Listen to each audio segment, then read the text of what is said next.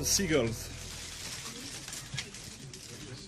follow the shore, it's because they think sardines will be thrown into the sea.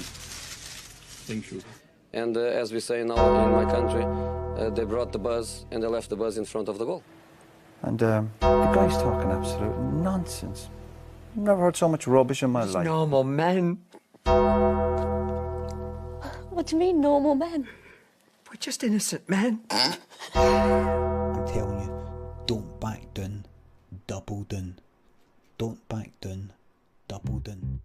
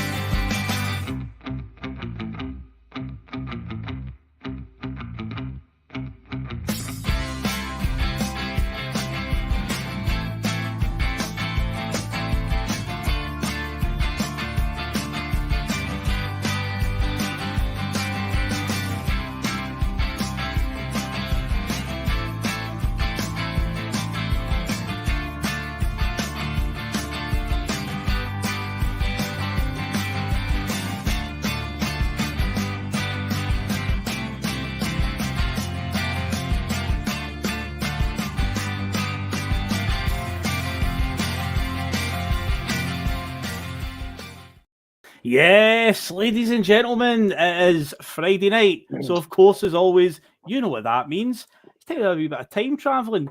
It's time to jump on that old time travelling version of the bus, rev the engines to 88 miles per hour, flux capacitor going, and we head back in time into the Celtic archives and we take a look back at, what was going on in a certain season. Of course, tonight, yes, it's one of those ones, guys, and Steve-O's already got some alcohol in his hand, and I would strongly recommend it because tonight, guys, we've done a lot of good seasons. We're getting near the end, of course, of this current season. I'm running out of stuff to talk about, so I'm going to have to bite the bullet, and I'm going to have to do a bad season. And unfortunately, yes, tonight we've landed in 2008-2009, Gordon Strachan's last season at the club as manager. This could be interesting, but you know what, guys, we'll get through this together with the guys in the chat. We'll do it all together, and you know what, we will be stronger at the end of it. We will appreciate the good times once we've looked back at this one, because this is a tough season. And you know what the funny about it is? Next week's one is going to be even worse, because I'm going to do Tony Mowbray's season next week. We're going to follow on.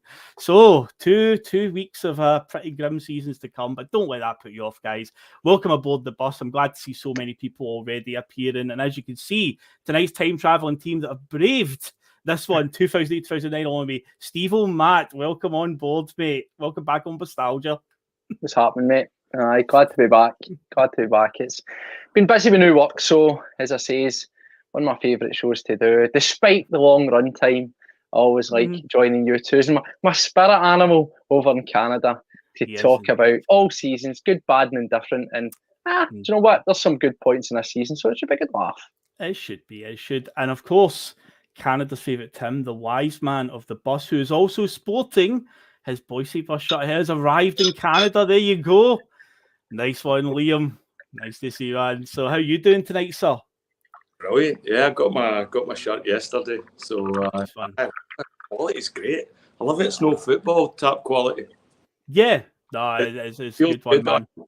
Like, I know my son's eyeing it up already. I could see it as soon as I put it on it, because he's having that. So I'll have to get another one eventually. Aye. Definitely. No, it's good to see it's arrived safely in Canada, because obviously that was that's not even the longest distance any of them are going to travel. I believe some will be en route to Australia as well, and amongst Russell's order that he put in. So, wow, that's a quite incredible Boise bus shot traveling all that distance. But yeah, so far the record is Canada, so we'll be heading to Australia very, very soon as well. Now, before we get started and we get into all the crux of this season, we'll do all that good stuff first and foremost. And I'll remind all the viewers, of course, if you're brand new to the bus, you've only just discovered us, you think, I quite like the cut of their jib, then by all means hit that subscribe button. And of course, remember to hit the bell notification so that you get reminded when we go live. And we certainly do go live quite a lot during the week. And also hit that like button, helps us with the old algorithm on YouTube, puts us in more suggested videos for Celtic fans out there. So that would help massively. Of course, we always like you to get involved in the comments. And once again, tonight, I've got a little topical question at the top of the comments. And tonight's one all revolves around a guy who will definitely get spoken about tonight. I've asked about January transfer windows. And oh boy, wow.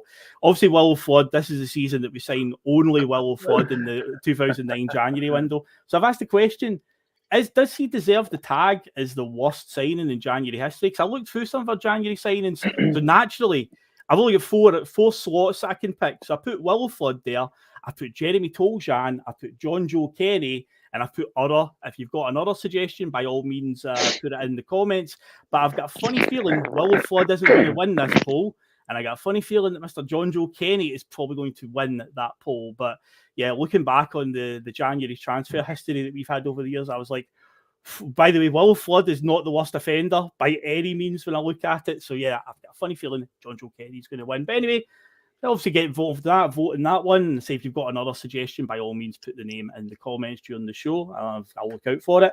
And of course, share the link to the Boise Bus on any social media platforms that you wish. And of course, you can check out piesports.com. The logo is up there next to Steve-O, either on that side, whatever side it's on. And yeah, head over there, Pie Sports, and put in the code BUS1888 to get a nice wee 12.5% off your order, guys. And with all that good stuff out the way, let's have a wee trivia question, because we had a wee break from a trivia question last week, so we're doing the Scalpers 11. So I decided that we'll bring trivia back this week. So tonight's trivia question, guys, for you to get the brain going. There's 6 answers to this one. So in March 2009, this season we're talking about, Celtic registered a 7-0 victory over St Mirren in the league. Since that result, can you name the 6 other teams that we have put at least 7 goals past in a game? There you go. So that is your challenge tonight. 6 teams since that St Mirren victory in 2009 that we have put at least 7 goals past domestically. So yeah, because we certainly haven't done it in Europe. Let's put it that way. We've definitely not done that. Funny enough. But yeah, that is the question tonight. So guys, let's get cracking into this. 2008. We've actually been in this one before, because back in the summer.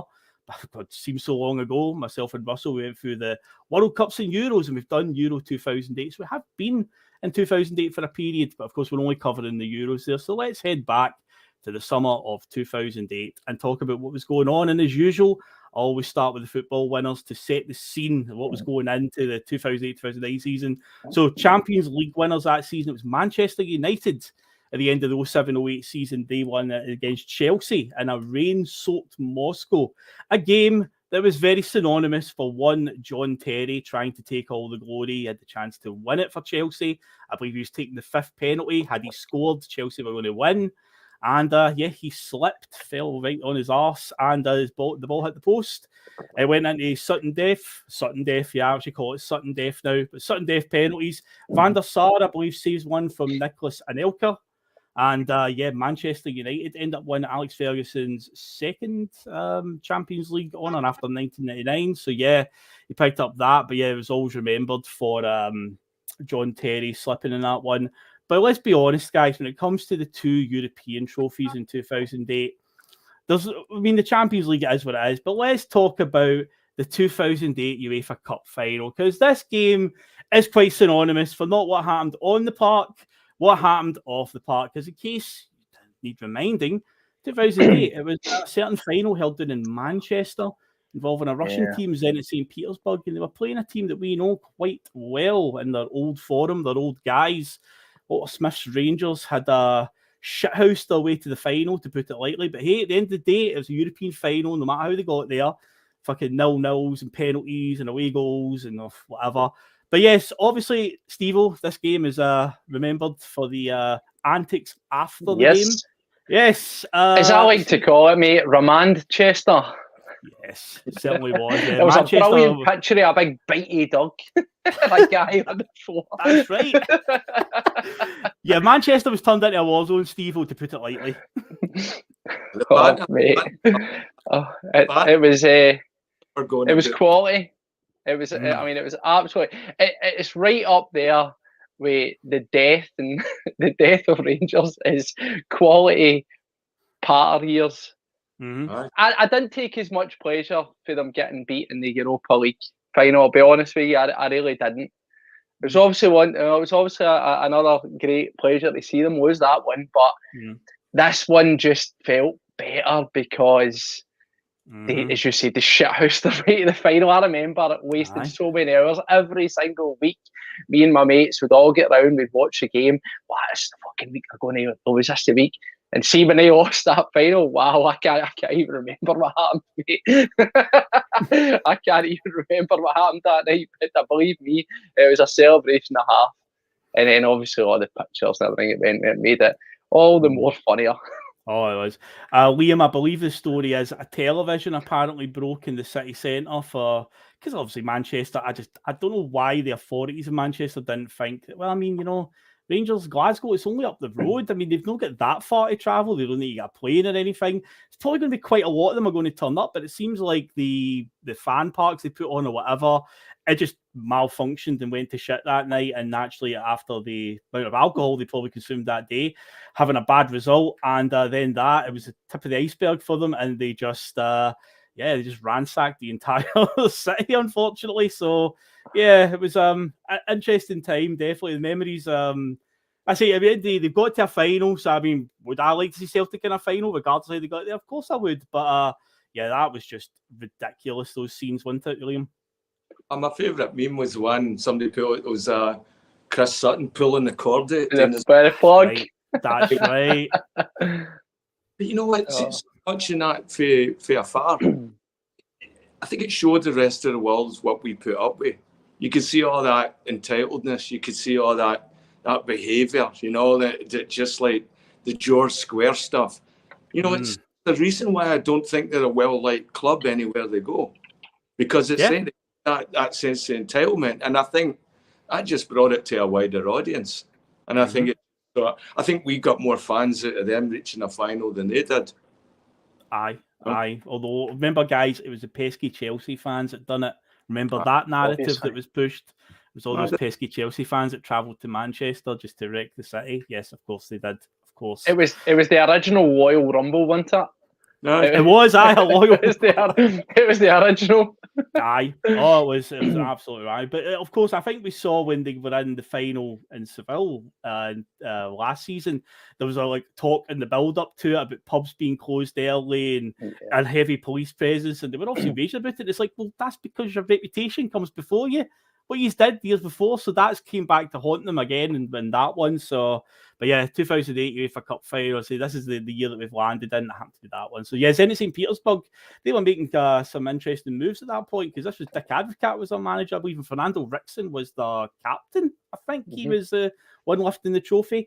They had Andre Arshavin, who would go on to sign for Arsenal, but he had a very good European Championship with Russia at Euro 2008 as well. That was a summer where Russia did pretty well, but Zenit picked up the UEFA Cup, and Arshavin would be a name that we would all know. But I don't think he scored in the final. I can't remember who scored the 2-5. But I remember going into it, he was like the guy everyone was talking about. Well, this is the playmaker at Zenit. This is a player to watch. But I don't think he scored either of the two goals on the night. No. I think what was interesting about that game was, obviously, we're just skimming over it. They never looked like winning it. That's what made it so good. Yeah, totally. They genuinely never, ever looked like they were going to win it. And up to that stage, they had scraped and kicked and away goal their way to a final, and then they turned up, and it was never in doubt. The scoreline maybe made it look a wee bit neater than it was, but it was they were nowhere near it. It was textbook. It was indeed. But yeah, the UEFA Cup final that year. So that was more interesting to us in the Champions League final, to say the least. Now, what else is happening around the continent? In England, Manchester United won the title. They pipped Chelsea to the crown by 2 points on the last day of the season. But as a season that's remembered for Derby County, setting a very unwanted record. They get relegated with 11 points, registering one victory all season, which I believe was against Newcastle United. And I think Kenny Miller scored the win. I think we talked about this a couple of weeks ago when we were talking about Kenny Miller's time at Celtic and when he left. He went to Derby and was unfortunately involved with that season. I think he scores the only goal, but poor Newcastle at that point. This is long before the takeover nowadays. But yeah, they are the trivia answer to who's the only team that Derby County beat in that terrible season. Newcastle United. As for the FA Cup, it was Harry Redknapp's, as I've called him, a Harlem Globetrotters of a team. His Portsmouth side that defeated Cardiff City 1-0. They had Sol Campbell, Jermaine Defoe, Peter Crouch, Kanu. These are the players of Harry Redknapp just getting the old phone book out, just getting all his contacts, getting the band back together essentially. Or he's as a Harlem Globetrotter a team. A terrible final from what I remember as well. Drab, but Kanu scores the only goal, and Portsmouth win the FA Cup and in the League Cup. In England, Tottenham Hotspur beat Chelsea 2-1 after extra time. Jonathan Woodgate scored the winner. To this day, it's remember him? remember he went to Real Madrid? I think he has an unwanted accolade of I think he scored an own goal and got sent off on his Real Madrid debut. Yep. Did he? Wow, what a start. Yeah, he scores the winner against Chelsea, and to this day, it's still Tottenham's last major honour was that one, the 2008 League Cup under Wandy Ramos, I believe, is the manager. Poor Regan, spare a thought, everybody. He does indeed, he does. But yeah, that was probably like 5 or something when that happened. God, probably something like that. But it's going. The thing is, it freaks me out at times when I think about the time here. 2008, we're going back to so long ago now. Yeah. At times I feel like it was just yesterday, and I'm oh my god. It's what 15 years or something ago. Jesus, man, it's scary. Now, as for Scotland, we've actually covered this. In fact, the first Celtic years that I did on Bustalgia when we finished up the World Cup ones in summer was the 07-08 season. The reason I picked that one is just because I had very fond memories of it. It was the first year I had my season ticket, so I thought I'll start there. And of course, that is a season that had a little extension on the end because it was meant to finish on a Sunday and it got a 4-day extension. And the league ended on a Thursday night at Tannadice. Celtic won the title after, at one point, I believe in early April, we were 7 points behind and Rangers had 2 games in hand or something along those lines. But a whole plethora of reasons all sort of culminated. And with them getting to that European final, Motherwell had multiple games called off because their pitch was literally a cabbage patch. I believe Rangers got a game called off against Gretna after they asked the SFA, oh, please give us the day off. We've got a European game coming up. And the SFA went, okay, no problem. So that got put in the back burner. When they went to play the rearranged game, it got rained off because the Ibrox pitch was waterlogged. So that got put in the back burner. And it just seemed to culminate and snowball. And eventually it was like, well, all these games need to get played. And they added a few days on in the season. I believe Rangers even played St Mirren in the last few games of the season. St Mirren were in the bottom half of the league. The split fixtures had already been put out, but St Mirren against Rangers was a game on the back burner, and they had to play that. So it was just an absolute shambles, really. But yeah, Celtic did get the job done. I say we had to win those last 7 games, and my God, we certainly did. 2 epic victories over Rangers. We talked about the one last week being a war of attrition. The game last week reminded me of the 3-2 game that we beat them when Barry Robson scored the penalty. That day, was war of attrition, totally. Where, it was. We had to get the job done. We beat them in those 2 games, and we won every other game. Rangers dropped a few points again because that run to the European final just went against them. But yeah, we managed to pull through, get the title. Gordon Strachan makes it 3 in a row. It was, of course, not too long after the passing of Tommy Burns as well. So all the players had the Tommy Burns t-shirts on. Vennegoor Hesselink scored the winner. He was number 10 on his back. And I believe that Tommy Burns, most of his career, wore the number 10 on his back as well. So it was all quite... And I think it was the last time we'd won the league at Tannadice. Tommy Burns had actually scored the winning goal. It was like in the 1980s. We'd won the league up at Tannadice one time, and Tommy Burns scored. So it was like one of these sort of like, you know, it was meant to be type of moments. But yeah, we ended up winning the league on a Thursday night in 2008. And as for the Scottish Cup and the League Cup, Rangers won both of them, though. They did pick up the Scottish Cup after beating Queen of the South, surprise finalists.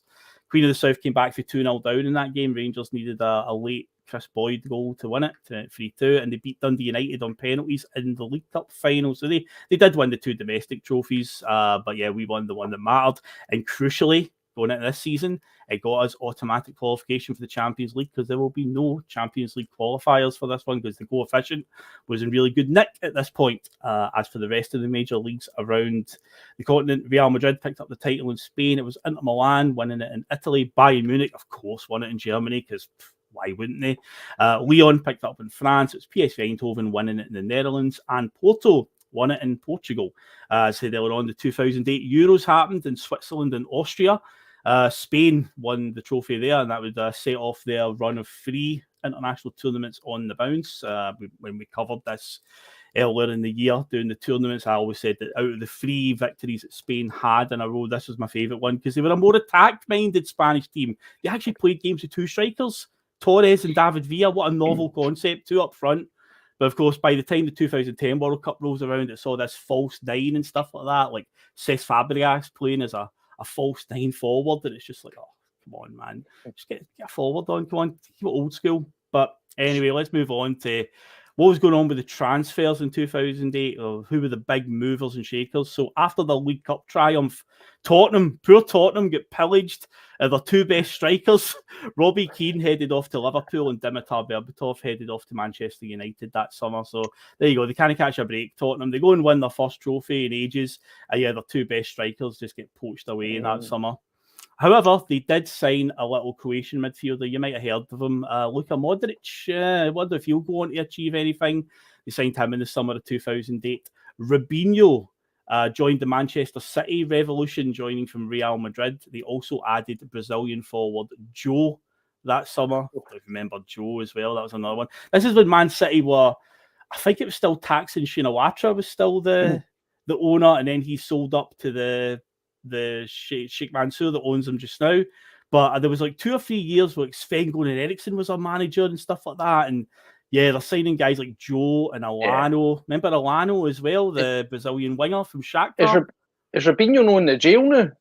I believe he is, yes. I believe that is. I can't remember what it's for, but I'm pretty sure. I think it was about rapey, was it not? Was it not something about ropey and rapey? And yeah, something rings a bell about a headline that I read, and it was like, oh, he's a wronging, that guy. But yeah, I think you're right there. Robinho is in serving time just now for his crimes. But yeah, at this point in time, you get a celebrity behind bars football team with Danny Alves and all, you know. That rings a bell, by the way. But Kieran McFadden saying Robinho thought he was joining Man United. I remember that being a story at the time. Like, he thought it was Man U. He didn't even realise there was another team in Manchester. So it just sums up, you know. That sums up exactly his commitment to the cause, doesn't it? It really does. But thought he was going to Man United, but yeah, ended up at Man City. But that's up there with Ronaldo signing when he went to Saudi Arabia. And he done his interview, and he says, "I'm not came to South Africa to end my career." I didn't know where he was. Well, he was counting all his money while he was exactly. You know, he was distracted with the pound signs. Oh my God, dearie me. Oh man. So yeah, it just shows you, man. They're not doing it for the money though. Aye, right. But yeah, this is a strange time for City. It's before they really go into full gear, signing guys like Tevez and Yaya Toure and David Silva and all that. There's a wee period here in the sort of late 2000s where they've got money, but it's no the current owners that they've got. But yeah, I think Sven-Goran Eriksson might be the manager at this point, or it might have changed over to Mark Hughes. But yeah, that's where they are at the moment. So what else was happening in the world of transfers? Ronaldinho left Barcelona to join AC Milan. Rafael van der Vaart became the latest Real Madrid Galactico when he left Hamburg. And I forgot about that because when he came through Ajax, and I think he played against us, Liam, when we beat Ajax in the Martin O'Neill leader in the Champions League qualifier, Van der Vaart and Wesley Sneijder were like the 2 next big things coming through in Dutch football. And when he sort of reached his zenith at Ajax, he's going to make that next move. He ended up going to Hamburg, which was a bit odd, to say the least. It was like, that's more of a, I wouldn't even say that's even a sideways move. I would say that's a sort of downward move from Ajax to, I know it's a better league, the Bundesliga, but that was a weird one. But this summer he made the move to Real Madrid from Hamburg. See, when I was putting it together, I was like, I thought it was Ajax, but I forgot about his run at Hamburg. A very, very strange choice there. But again, probably money was involved, I would guess, on that one. Probably some sort of money motivation. Hamburg just threw a big wad of cash at him and he went, okay, where do I sign? No problem at all. Dani Alves, who you just mentioned a minute ago, funny enough, he joined Barcelona for the first time from Sevilla that summer. Many years later, of course, he would return to Barcelona when they were an absolute basket case of a club. When he was 38 years old, he'd come back to the Catalans and when they were in financial turmoil. And he got a free transfer to JLFC. To JLFC, yes. So it's been an interesting career for old Dani Alves, it seems, as well. Arsenal, they lost Alexander Hleb that summer, but they replaced him with Samir Nasri. Alexander Hleb, he was a bit of a baller as well, but he went off to Barcelona. But Samir Nasri comes in for a few years before he takes the Manchester City money and he runs off there. Portuguese duo Deco and Jose Bosingwa joined Chelsea to keep up that. They were basically Wolves, essentially, with all the Portuguese players at that time. Because Bosingwa was a weird one, wasn't he? He was. Right back. Yeah, it was a strange one because, like, again, it was. I'm sure somebody will correct me, but he came with much fanfare and was just. He was just. Funny. Did Bosingwa play? Was he part of the Porto team, Liam, that beat us in Seville? Jose Bosingwa. I know Deco was. I know that. Yeah. But Remember Bosingwa? Don't know if he was. Aye. I just remember he had a unibrow. I always remember that. He had a unibrow. He had an aggressive eyebrow. Aye. Yeah. That's all I always remember about him. But yeah, he was like a right fullback. No, the fullback was Paulo Ferreira that played against us then because he signed for Chelsea and all. So I don't know if Bosingwa was after Mourinho left, but he did sign from Porto as well. Very good, Scott. Very good. Here's one that's a really strange one, because remember when Tevez and Mascherano joined West Ham, but they didn't quite join from a club. They joined from like owned, weren't they? They were owned by someone. Yes. It was like slave labour football, wasn't it? It was weird. Yes. It was a really weird one. But yeah, this summer Javier Mascherano ends his time at West Ham and joins Liverpool, because the year before Tevez had left West Ham, or left, I don't know, say he was owned by an agency or something. I can't really explain it. It's a really weird system that they had, because when they two signed for West Ham, it was just after the 2006 World Cup. Argentina, obviously, Tevez and Mascherano were two standouts, and they just rock up at West Ham in this weird deal. But yeah, Tevez lasts a season, goes to Man U. But this was summer, that Alan Pardew at the time? Pardew, it could very well have been. I think it was Pardew was the manager. I mean, he's one of those guys that's in the old boys club down there. You've got Allardyce, Pardew, Roy Hodgson. They just go round in a circle and they just keep getting jobs. Alan Pardew, I'm sure he was West Ham manager at that point. In fact, there you go. Kieran's come in to confirm Alan Pardew was raging when he found out of that one. But I mean, I'd be raging if I get given Tevez and Mascherano. I'd be furious. Although, does he mean that he was raging when he found out that they left? Because at the end of the day, it doesn't seem like West Ham even owned them anyway. So it was like they weren't in control of their future. It's such a strange system. So weird, third-party ownership. I assume you can't do that now, eh? I don't think so. It's not something you see now, is it? Fucking ropey and outlawed, surely. God, isn't it? Stuff doing in South America. Where did he go? Tevez went to Manchester United, then Manchester United. Yep. Manchester City, aye. When he went to Manchester City, they brought out billboards that says "Welcome to Manchester" for him. Yes, because apparently Old Trafford isn't officially in the city limits of Manchester; it's in Salford. So that was I remember. But he transferred again. It was this whole ownership thing, because I don't think Man United got an actual transfer fee from Manchester City for him. It was like whoever it is that owns Tevez got the fee, because it wasn't like a free transfer or anything. So they were like stocks and shares, weren't they? Like someone owned them, and basically, I loved Tevez during that stage. See, when he was in that, like, I don't know, like that early stages, raw, aggressive. He looked like a fucking caveman that knew how to play football with mad hair and all that. He looked Neanderthal. He was massive, big. What a player. He always had that about him, though, through his whole career, an absolute madman. I mean, he ended his career, I believe, at Boca, and I'm like, if there's ever a club that he would just be suited to with a mad fan base they've got, you know, when they score goals at the Bombonera Stadium, they've got the cage behind the goal, like, all around the front of the fans, and you see them run up and jump on the cage, and the fans are like just going crazy behind it. And I'm just like, the image of it, I'm just like, what a club just to be perfectly suited to Tevez. He did look like an absolute wild man. He did. And but he was at Boca Juniors just a few years ago at the sort of twilight of his career. But yeah, this is the summer that Mascherano moves on to Liverpool. And finally, the final bit of transfer news that I plucked from Transfer Market was, after a year of being sort of softly linked with us, after he played against us in a Champions League qualifier the year before and looked pretty handy, Roman Pavlyuchenko forever priced himself out of a move to Celtic, when, first of all, he played for Russia in the 2008 Euros and they got to the semi-finals, and him and Arshavin looked pretty handy up front. But yeah, he signed for Tottenham that summer, and any chances of Roman Pavlyuchenko ever rocking up at Celtic were pretty much dead and buried. But that game in particular, the game, the qualifier from the year before, Liam, the penalty shootout game, I think Pavlyuchenko scores their penalty because we take the lead with McDonald, and then they get a penalty kick and they score it, and we miss a penalty as well during the game, and there's red cards, penalty shootout. It was one of those, again, what I said earlier on, a war of attrition game, to say the least.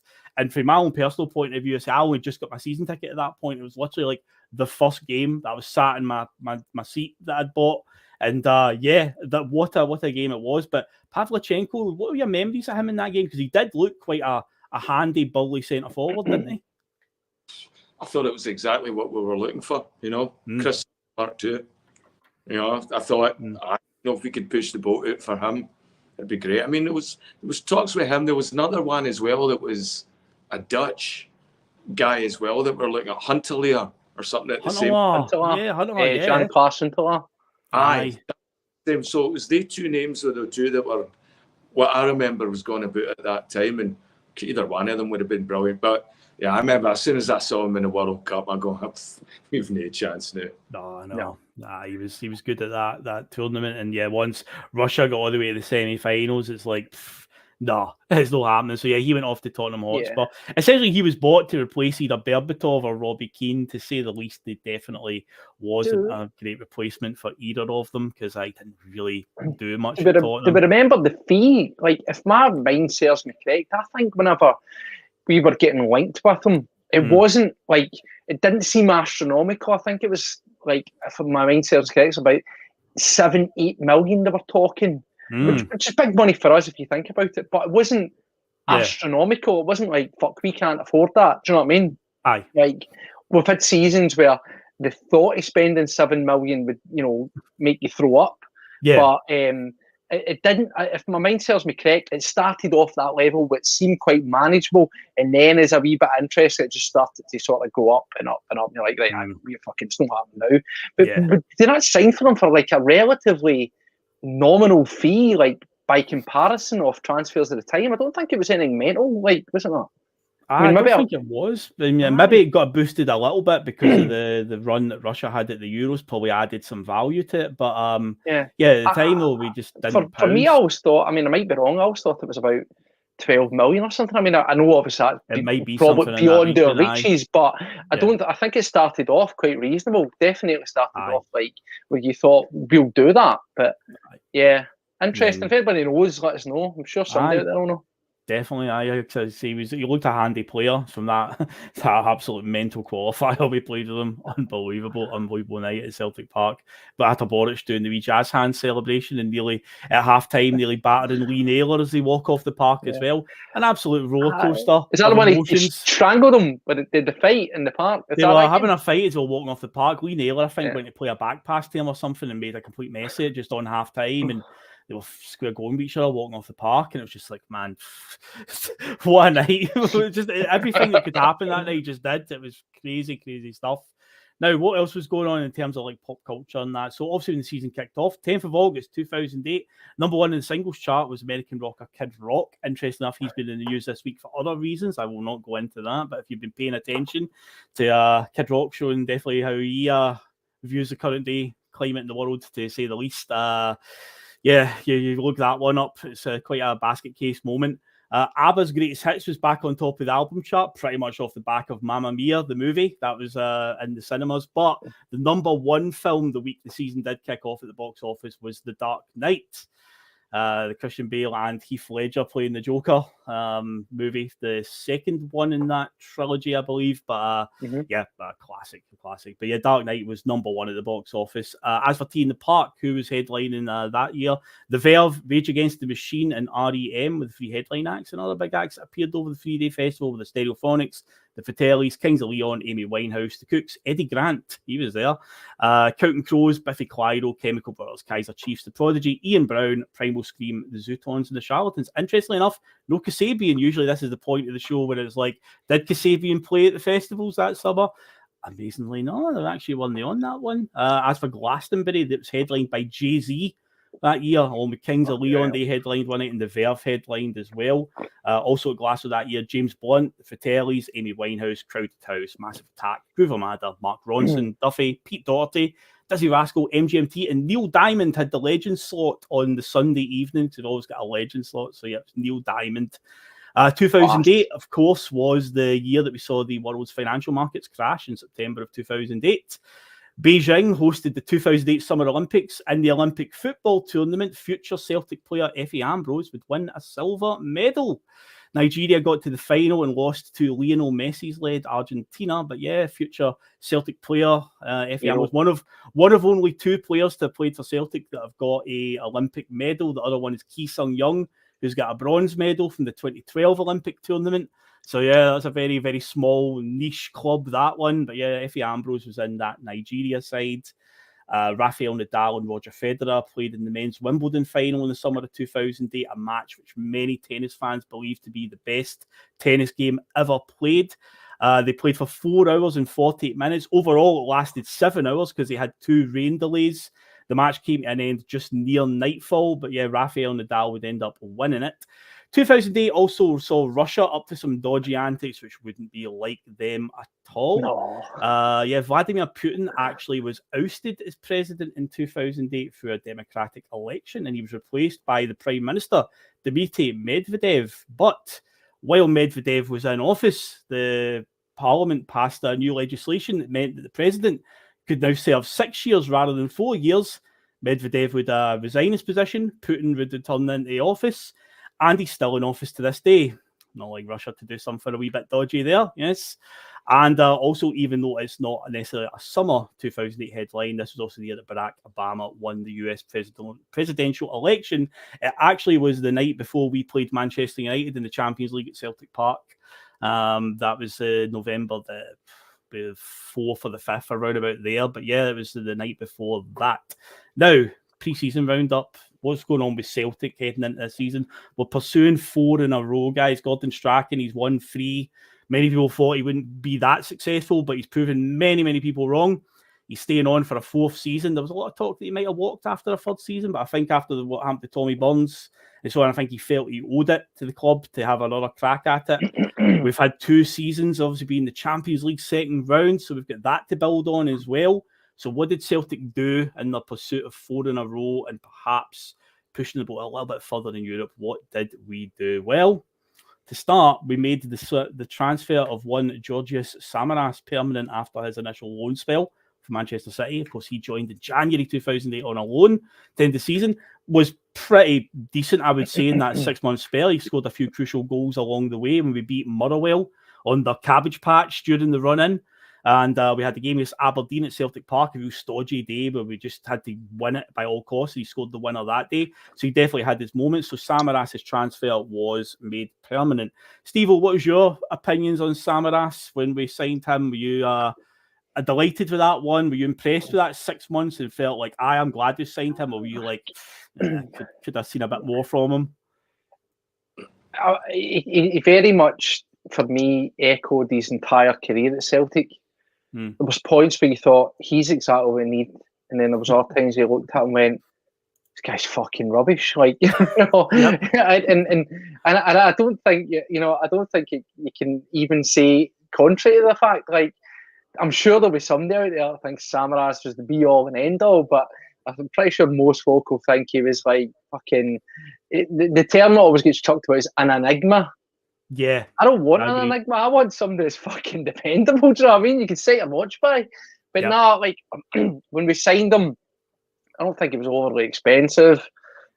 And they looked all right. You know, you kind of had signed him and thought, well, it can only get better. And, you know, he obviously did have a good season this season. And we're talking in question, considering. So, do you know what? I was fairly happy to have him. I still thought that we needed more around him. Yeah. But no, I was kind of indifferent to the fact if he didn't sign for us, I wouldn't have lost any sleep. Do you know what I mean? Just because of the hot and cold nature of him. But no, good player, good addition. I think this season anyway, he certainly proved his worth. So despite the outcome, you know. But Liam, I'll come to you on this one. Here's a name that strikes fear into many Celtic fans. Glenn Loovens signed that summer. What did you think of Glenn Loovens, Liam? Because remember the story was that Rangers apparently were in for him, and we beat them to his signature. And then after seeing Loovens play for a while, it's kind of like, God, I wish they'd actually beat us to his signature, to be fair. I think he maybe near Lennon's sort of like second season, I think he seemed to find his feet a wee bit. But for the first couple of years, Loovens was hard work at the back. He's like sort of guy you want your daughter maybe to go out with, but no course, you know. Like they look just nice, you know, nice. Remember those pictures of he was always wearing a wee jumper? And it was just nice. It was too nice for us. And so that is complete. Every time I seen him, I was just like, aye, all right, but we need a wee bit of bite back there. And I was disappointed in him. You know, just go back a wee bit so I can talk Samaras. Give up there. Samaras was a god when he came to us. He was absolutely brilliant. I loved him. I didn't care about his inconsistency. He could turn it on when he needed to, you know, and I like it. I think Samaras had seen me playing Sunday morning football, and that's where he sort of got his look from as well. So I always liked that about him as well. It took me a while with Samaras. I mean, I've said before on this show, I love Neil Lennon era Samaras. After Samaras Sunday, I just felt like, okay, now we've found the real Samaras, because, as I said at the top of the show, next week we're going to be talking about the Tony Mowbray season, and I think it really came off the rails because that season we had games where we had Marc-Antoine Fortuny and Samaras playing up front together, and it was like there was no goals between the two of them. But I think Neil Lennon found the secret to Samaras. Seems to be put him out wide and let him just run at defenders, and defenders just panic. I mean, if Samaras doesn't know what he's going to do next, then the defenders certainly don't know what he's going to do next. So I've got a lot of time for Samaras, but at this point in time, it took him a couple of years, I think, to find his feet. But yeah, he would go on to have many, many big moments in a few years' time. But going into this season, I say he's just signed full time. Who else? Beard Samaras was peak. That's right. I could you Beard Samaras and clean shaven Samaras as well. And I always, she says, Samaras Sunday and his away goal, black shot header. Have some of that. Yeah. That was prime Samaras. You know, that was for me. That's when I went quite like him. So I agree. Neil Lennon Samaras, Bearded Samaras. Bearded Samaras, none of this clean shaven Samaras. Jesus of Samaras. Exactly. It's a sign. Speaking of, we say Jesus, what about Bishop Crossass, as he gets called nowadays? Mark Crossass signed that summer from Barcelona.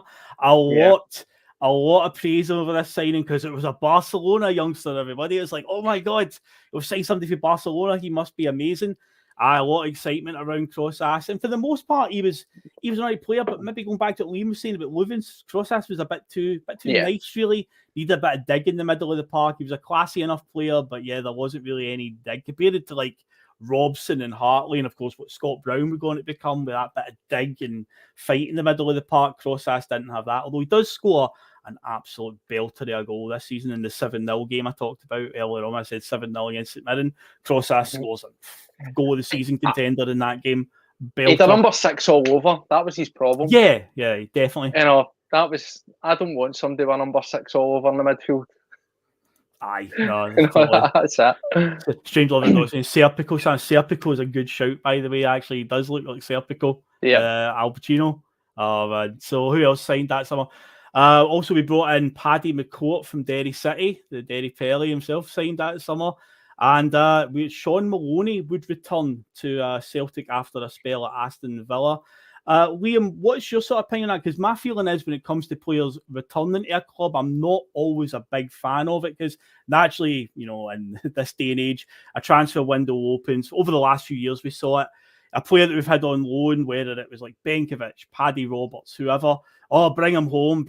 I'm sort of like the opinion that once they've moved on, that's it. I always like the club to move forward. The only real, I'm trying to think I suppose Fraser Forster had a good return when he came back he had a few spells with Celtic as it turned out, but it's very hard to really pick out a moment or a player that was a massive success when they came back. Sean Maloney started okay when he came back after that Aston Villa deal, but ultimately, it was probably the wrong move for him because he goes to Wigan after this and ends up, being an absolute superstar down there. But yeah, when he came back to us, it wasn't the same as the first time around, was it? No, I mean, you do wonder about that. You're always just wanting the exception. I mean, once it's done, it's done. Then you want to say, okay, well, maybe this will be the one time that it does work. I mean, I'd go back in for Tierney tomorrow. I'd take him back. No problem there. So I think there's always an exception, and I thought Sean Maloney was an exceptional player. Yeah, he was. Scotland done well with Aston Villa. He didn't go down to England, disappear like a lot of boys do. No, he actually raised his profile and internationally as well. So I thought that was a good decision to bring him back. Didn't work out as I thought it was going to, but I thought it was a good decision. I say it starts out not too bad for him because I think in his first couple of games he links up with Samaras up front and he has in fact it's a game against Falkirk that he plays and the two of them looked really good. Then the next week we had the first meeting with Rangers that season at Celtic Park and the less said about that game the better because that was Artur Boruc dropping the ball at Kenny Miller's feet and Daniel Kuzan running as ragged and we end up losing 4-2, one of the most demoralising days I think I've ever had at Celtic Park. But yeah, the less said about that game the better. But yeah, moving on from there. So that was the players that all came in, but heading out of Celtic that summer was Adam Virgo, thank God. Thomas Gravesen was still officially a Celtic player. He retired, I believe it says on Wikipedia. He officially retired at that point. Evander Snow left, Derek Riordan left, Stephen Presley left, and Michael McGovern all left. Across the city, what were they doing? Their title rivals, Rangers, what was their moves for this coming season? They made the move for Stephen Davis permanent because they had him on loan for the second half of the season before.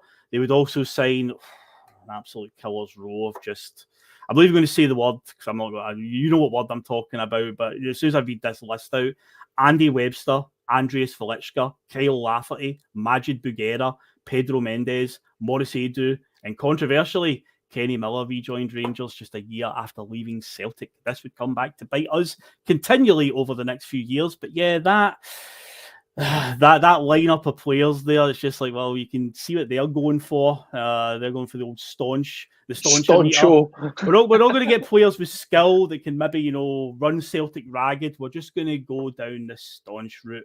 We're just going to go there. Guys that get it, guys that hate the Tims, that's what we're going to do. And yeah, they signed a fair few of them there.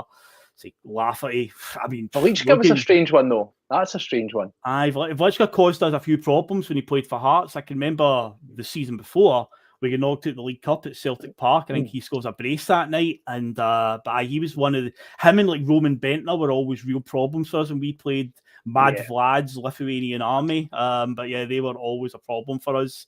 But yeah, that was what they went for that summer. So yeah, so you can see the angle that they're going for. So there were no European qualifiers for Celtic because the coefficient was obviously in a very healthy position after Celtic had been to the UEFA Cup final in 2003 and 2004. Obviously, we've got two Champions League second rounds in 2007 and 2008. So, yeah, because it's the last 5 years, I think, the coefficient takes in. So, yeah, we were in a good position. We obviously qualified for the Champions League automatically. However, our pals across the city, they got basically our Meteor Bratislava, essentially. What happened to us in 2005 would happen to them.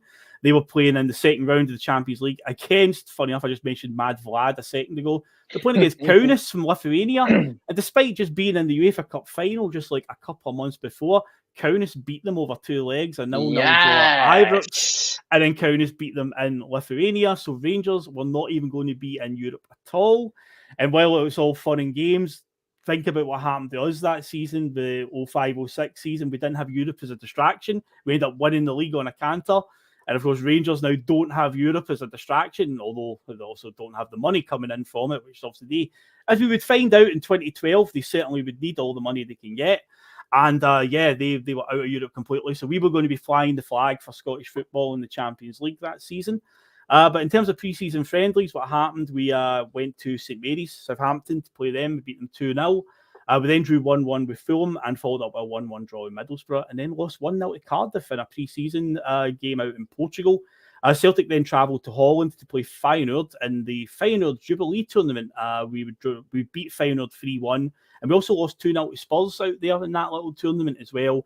And the final game was a 1-1 draw with Manchester City at Celtic Park, a team that would become kind of sort of linked to us over the next few years with that old City group thing. But yeah, this is, I say, it's Man City's sort of, in between phase just now where they're heading in that direction. They had a midfielder, if I remember, called Michael Johnson, an English midfielder that many pundits were saying this guy's going to be the next like Paul Gascoigne or something, like in terms of the ability of the boy.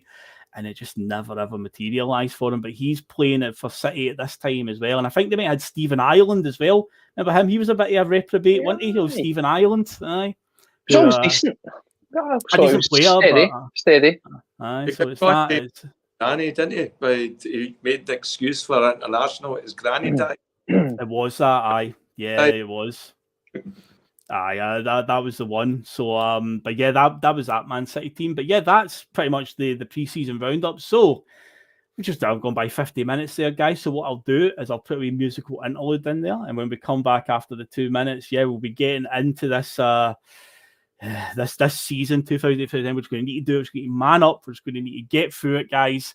As I would recommend for the viewers, okay, get yourself a wee drink, to help yourself get through this one, because it's not the best of seasons, but we're going to take it on head first. So we'll be back in a couple of minutes once after the dulcet tones of Chris Sutton, and we shall get into the 2008-2009 season.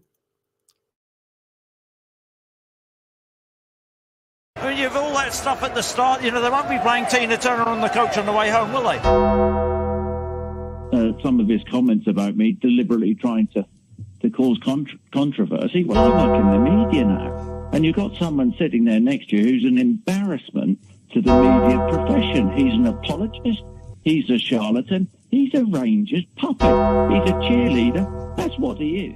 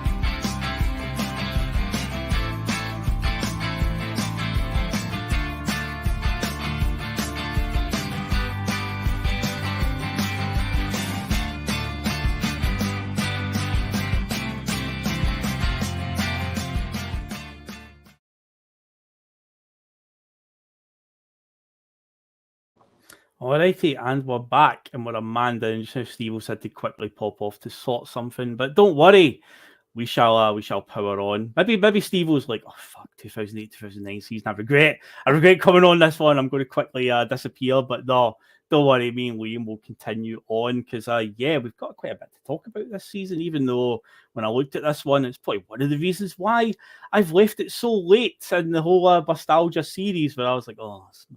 Much to talk about here, but no, there is a fair bit because obviously Europe always provides talking points, Liam. It's always, a barometer really of what we should be measuring ourselves for in terms of Celtic, what level we're at, and so on. Because at this point in time, we're just off the back of 2 seasons in a row where we got into the second round of the Champions League. So we're in a good position. And of course, one thing, Liam, that is huge for Celtic at that point, of course, is Fortress Celtic Park. This is at a time where nobody is really coming to Celtic Park and messing with us, unlike nowadays where our home forum's just as bad as our away forum back in the day at times. You get all the whole, the quotes from the Tony Cruises and the Modriches of this world. Oh, I really loved my experience at Celtic Park. At this point in time. But sadly, this season, 2008-2009, it'd be safe to say that the Fortress is breached because it just goes to shit this season in a surprising way. So initially, this group, after what we've done in the last 2 years, where we've got 9 points out of 9 at home in both 2006, 2007, 2007, 2008 groups that had Man United, Benfica, Copenhagen. Then the season after that, Benfica was in it again with AC Milan, Shakhtar Donetsk, right? But this season, we draw Man United, who, of course, we've just played a few years before. But we also get Villarreal and Aalborg. Now, we were familiar with Villarreal because of the 2003-2004 UEFA Cup we played them. But ultimately, you wouldn't say they were the top of the tree when it came to Spanish teams. They were, I would say, a favourable draw. And then the other team was Aalborg from Denmark. You look at the draw that we got this year, Real Madrid, RB Leipzig, and Shakhtar Donetsk, and we said that was favourable. But that draw, especially at that time, Liam, with what we'd achieved in Europe in the seasons before, you've got to have fancied your chances when you saw that group. I think that's when we're at our absolute worst. When you start finding chances because you think you've got a favourable group. I can't remember a time when we ever coasted through one of the groups where we should have smashed everybody. We've always come up against a hot striker or a hot goalkeeper, or we've just had mistakes or, like crazy refereeing decisions and all that. So you can never take it for granted that, like a Villarreal. By wait, Villarreal still in La Liga, Yeah. You're going to have an easy time with them. I thought we'd smash Aalborg all over the place, and then I seen them, and I think they had a young Canadian international at the time, Tiba Hutchinson was playing. Tiba Hutchinson, yeah. Went on play for Besiktas, I believe. Aye, he just retired. He played in the last World Cup with Canada. So you think, all right, well, we've got a Canadian up front. It can't be that good, Aye, true. Aye. Bank to sign Brazilians or anything. So, I always think we should smash their teams. And that's just what we like, I think, When we get a really big group, I like it better now as well because I know we can get up for every game. Oh, definitely. It gives that big game atmosphere and it just gives you that wee extra. The players just churn out a wee bit more on those nights as well, so it can help. But yeah, maybe there was a bit of overconfidence from the Celtic team going into this one, because I see you look at that, and especially because the first game was at home against Aalborg, and it's like, oh man, if ever we needed a fixture, the fixture list to go our way, this is it. This is the one that we want. It's like Aalborg at home on the first night, fantastic. And yeah, for many reasons, this is, other than the result, and obviously it was a shannery a game. We drew 0-0, and Barry Robson even missed a penalty as well. But from a personal point of view, this is genuinely one of the worst experiences I have ever had in the stadium, and the whole time that I've been going to Celtic Park, because my old seat at Celtic Park, because I've been there going since 2007, but my old seats were down in the second row of the Jockstein stand, and when the Champions League comes to town, UEFA bring their own advertising boards at the time, with like the they're not LED ones, but basically they're like the ones that's they're just plain normal advertisements. But the problem is there's such a height that if you're in the first, second, or third row behind the goals at Celtic Park, you can't see over them. So what they do is they relocate you. You basically have to buy your other tickets for another section. So I had to get a different section. So I just basically opted for the corner just away from, because I was in the second row 138. These days I'm in 139. So I moved one along, but I'm a bit further back. But I moved to the right-hand side at the corner where the boys sit now, the sports group boys. I was sitting in that corner where they are now. But down sort of, somewhere in the middle of the stand. But me and my mate went that night with my pals, and we're sitting watching the game. It's about 20 minutes in, and he goes to the snack bar or something like that. So there's an empty seat next to me for a few minutes while he's away. And while he's away, these two lassies come in that are absolutely blitzed. They are so drunk, right? And they come in, and there's another empty seat next to it. And so basically the two of them sit down in the two empty seats. One of them is my mate's seat, and the other one is one of the tickets that one of them has got, and our pal is sitting somewhere else. She's got a ticket for another bit. And so they sit down, and I'm like, my mate's sitting in that one, and they just give me fucking hell, right? Just screaming at me, oh, we can sit wherever we want. No, it's a European night, just sit wherever you want. And then my mate comes back, and he's like, what's going on here? So obviously we get in a wee bit of an argument with them, like, well, we paid for these seats. It's not our fault that you two have got two seats separate from each other. So what eventually happens is they eventually let my pal Andy sit down, and they two basically squeeze into one seat, but they spend the entire 90 minutes just giving us pure aggro, passive-aggressive comments all night. They don't concentrate in the game. They just berate us two the whole night, like just the whole thing. And then full time comes. I say they're absolutely blitzed anyway. 0-0 draw. And one of them's like, so what happens now? Are we out? And we're like, no, we drew 0-0. We only get a point. That's all. And it was just like, honestly, it was one of the worst times I've ever had a game at Celtic Park. And it was just like, Jesus, man, like, just getting into all sorts of arguing over a seat. But yeah, that added to, other than the result being an absolute shocker as well, a 0-0 draw with Aalborg. It's like my own personal experience of the night, Liam. I was just like, I don't need this, man. I just want to go watch the football. It was bad enough what I watched on the park, but to have all of that all night, I was just like, just leave me alone, man. But yeah, not the best nights. Barry Robson missing a penalty after what happened the season before with him scoring such a crucial penalty. He fluffed his lines that night, and it was like we could have got the 3 points on the board. What a perfect start that would have been. But sadly, this would set the tone, Liam, for what was to come in this group. I think the lassie had a valid question, by the way. I basically, us as out now, losing that first or drawing that first game at home against the weakest team in the group. Maybe she was onto something there with that one. Maybe. I would have said aye. I thought we were out, but it was just it was hard days back then, wasn't it? I mean, it was. I remember it was just like all the anticipation, all the build-up, and it just gets ripped right from you in the very first game. That's been a Celtic quarter, isn't it? Aye. Well, the thing is, I remember that the first game of the season in the SPL that year, we beat St Mirren 1-0 on the opening day, and Barry Robson scored a penalty, and he tried his trademark, I'm just going to run up and blast this down the middle, like he did against Rangers in the 3-2 game the season before. And if I remember right, the St Mirren keeper does get a hand on it, but can't keep it out of the net.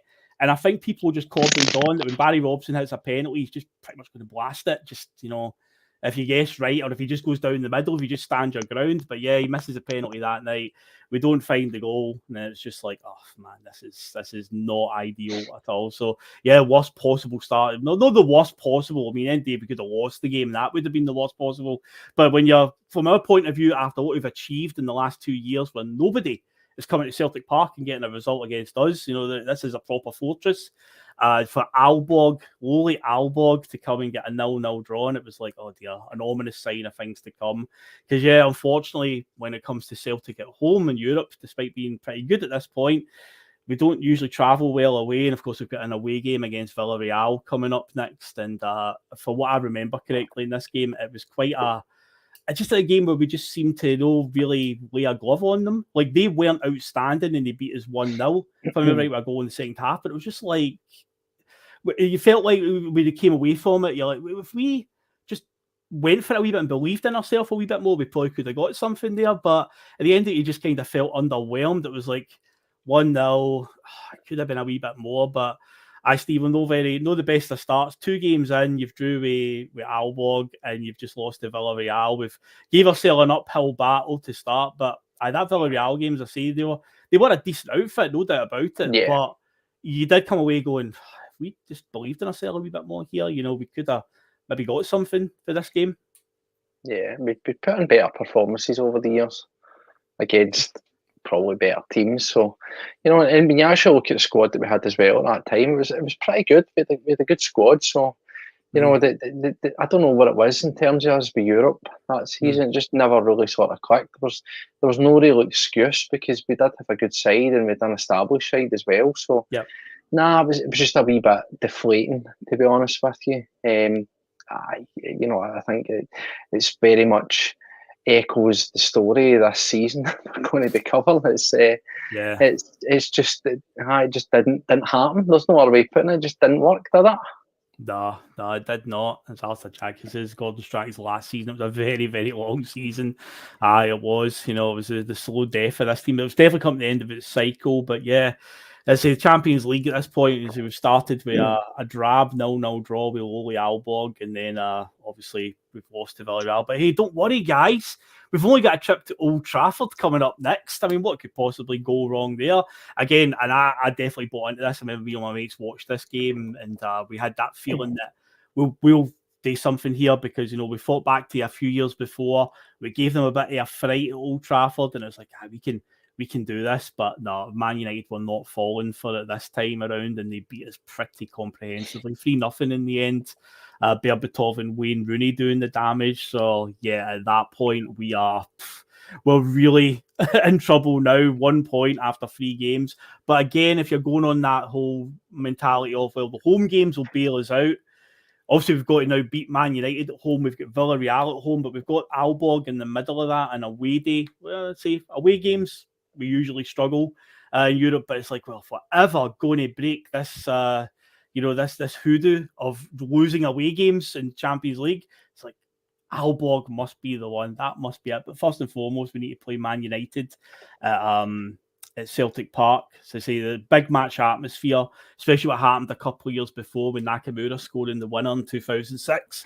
But yeah, history would not repeat itself. The first thing that stood out for me this game, because I was obviously buzzing to be at this game because it was Man U coming to town, huge. Obviously, Man United nowadays, even though they're maybe not the force that what they were back then, it's still Manchester United. If we're playing them in the Europa League or something in the next couple of years, I'd still be buzzing for it. But the first thing that stood out to me, and this again shows you where we are commercially, Liam, is when you think of Man United, the first thing that comes to mind is obviously the colour red. That's the colour associated. They wore blue that night. It just instantly that, and that was the whole thing. I think Nike had this sort of thing where they were basically forcing teams to wear away kits as a way of like promoting them more. I remember when we played Inter Milan under Ronnie Dyler, and again you hear the stories like Bertie Auld told over the years and Billy McNeil, where they talked about Lisbon and they said the contrast between the two kits, the green and white hoops, black and blue stripes, Inter Milan. It was a spectacle. We played Inter Milan that night and they came out with a sky blue kit, and I was like, the commercial side of football, just the way it is nowadays. And this is 2008 we're talking, which is a fair time ago. But it just shows you that's when it was really starting to come in. Because I think it was some sort of contractual thing that Man U had to wear that away kit that season because it was a commemoration of it was 40 years or 30 years since they'd won the Champions League or the European Cup, and they wore an all blue kit that night. So I think it was like in their contract that they had to wear that. But I remember they came out and I was like, there's no colour clash here. Why they got the blue on? But again, commercialisation, Liam. It drives me nuts. I hate that. If we play Inter Milan, I don't want to see us wearing anything else except for the hoops. That's part of our visual, imprints. The one that really annoyed me was when Scotland played England at Wembley. We played England at Wembley. The pink. We came out in an all pink kit. Like, it's never seen Braveheart. Like, get the telly on. That's right. So they did. They had a pink kit on, didn't they? A wee kit. That's what they do. Prisoners in the US to make them, less passionate and crazy. Aye, but the commercial, I say, that game was the first time that I really noticed it, and I was like, just instantly when I think of Man U, I think of them wearing red, but they were blue that night. Now, that game that I told you about my own personal experience of the Aalborg game, you thought I had a bad time that night. Well, this one was an even worse one for me personally, because when we scored, when Scott McDonald chipped, Ben Foster was in goal. It was Ben Foster, wasn't it? Who's in the headlines this week, actually, for his exploits for Wrexham. When Scott McDonald put us ahead, my mate jumped on me celebrating, and I sort of went over my ankle, right? And it felt like something I've done before playing football and stuff. You sort of go over your ankle. But the days went past after that, and it wasn't getting any better. And of course, I'm walking around on it and so on, and it's like really, really sore. And one of the lassies in my work at the time, she'd done like physiotherapy in a previous job and that, and I was asking her, and I'm telling her the symptoms. And basically, I'd damaged my Achilles tendon. I'd either bruised it. She said there's no torn it, because if you torn it, you wouldn't be able to walk. But I'd basically bruised my Achilles. So it was like, yes, I've had a horrible time at the Aalborg game arguing with fans who are trying to take my seats. Then I've had my mate basically give me a bruised Achilles tendon after the Man United game. So I'm not having the best of time in this Champions League campaign, to say the least. But all that aside, the absolute scenes, Steve-O, when Scott McDonald put us ahead that night, and that was that point where you're like, history's going to repeat itself here. We're going to do it again, just like Nakamura a couple of years before. This is it. The Champions League campaign starts now. This is not over. But did you believe at that point, Steve-O, that we're going to do this? I'll be honest. I think there's always the lingering doubt.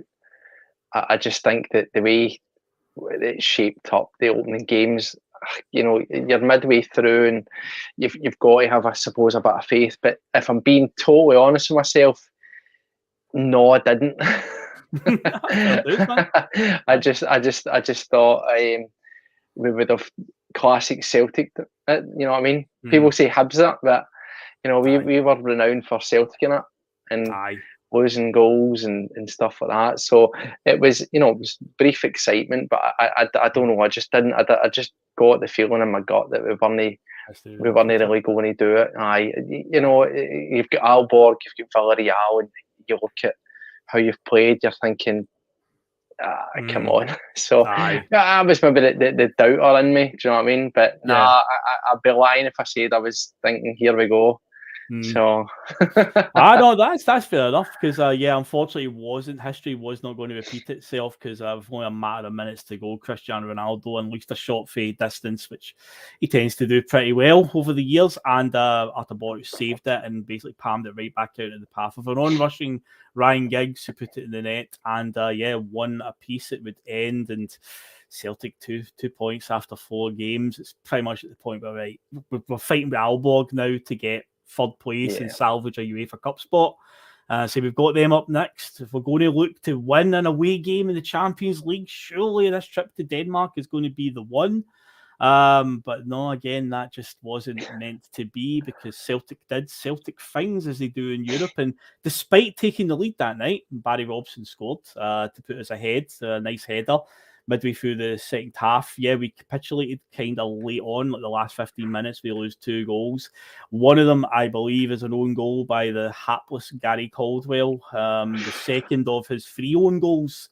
I've always found this quite funny. No funny, it's quite tragic at the time because you're raging about it. But looking back, I remember when we lost to Benfica in 2006 and we beat 3-0, and he had a shocker that night.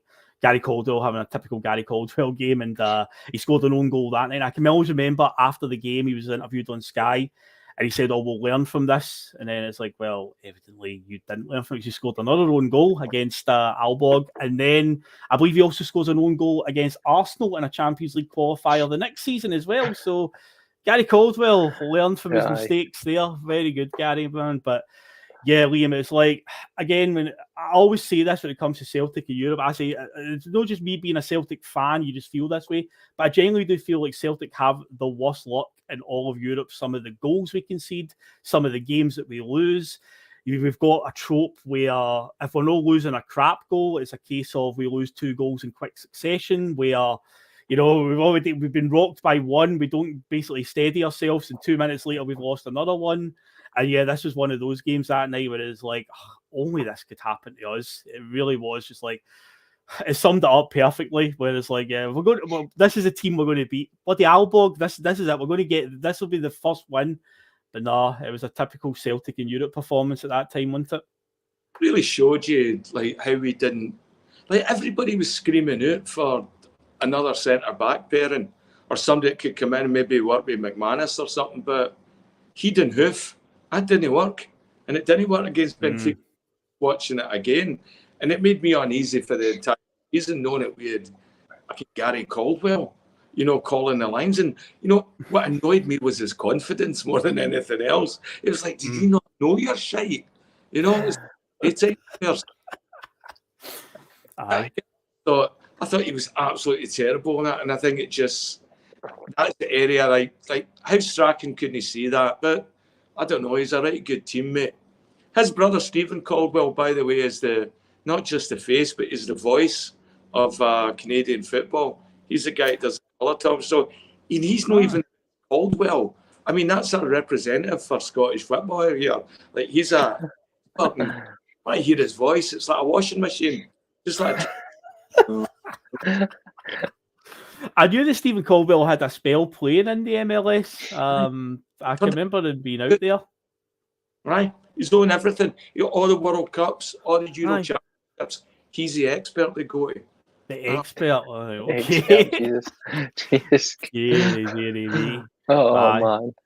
But yeah, that was it, guys. We weren't getting any European football after Christmas. The loss to Aalborg meant that we couldn't even finish in third in this group, which meant we went to play Villarreal in the last game of the group. It was a dead rubber, essentially. Villarreal were already through in second, and we were already out in fourth place. Luckily, I didn't get any arguments with our fans or damage any ligaments in my body, so I had a calm night in comparison, but sadly, it was a dead rubber of a game to watch.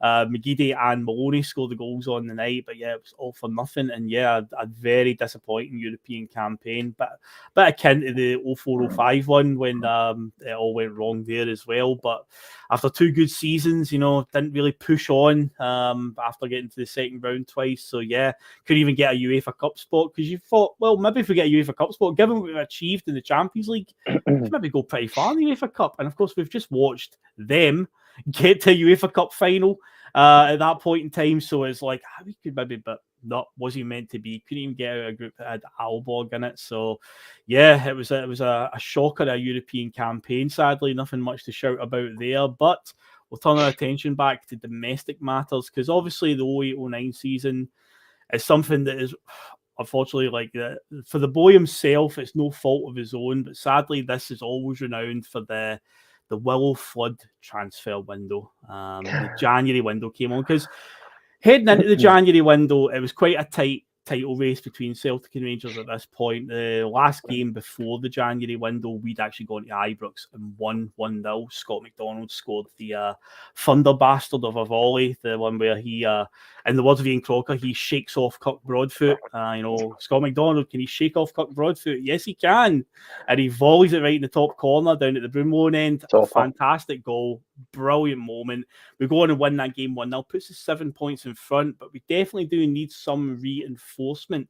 Now, what happened, of course, is one of the names that we went to, or definitely made an inquiry about, was Stephen Fletcher at Hibs. This seems to be a contentious one because what would happen at the end of the season is we basically run out of goals. Our strikers were just misfiring on the run into the season. But Stephen Fletcher's name was strongly linked to a move, and apparently Hibs were asking for 4 million, which Celtic scoffed at. And in fairness, with hindsight being 2020, when you look at the track record at this point, because we've done a lot of business with Hibs in recent years, players we brought off them. So we'd obviously brought in Scott Brown, and at this point in time, I think it's safe to say that Scott Brown hadn't quite found his feet, and many fans didn't really know what they were getting with Scott Brown at this stage in 2008-2009. He had his first season. He was okay in parts, but ultimately he's not the Scott Brown that now we know. We brought in Derek Riordan, who was a complete waste of time, wasted his career for a couple of years.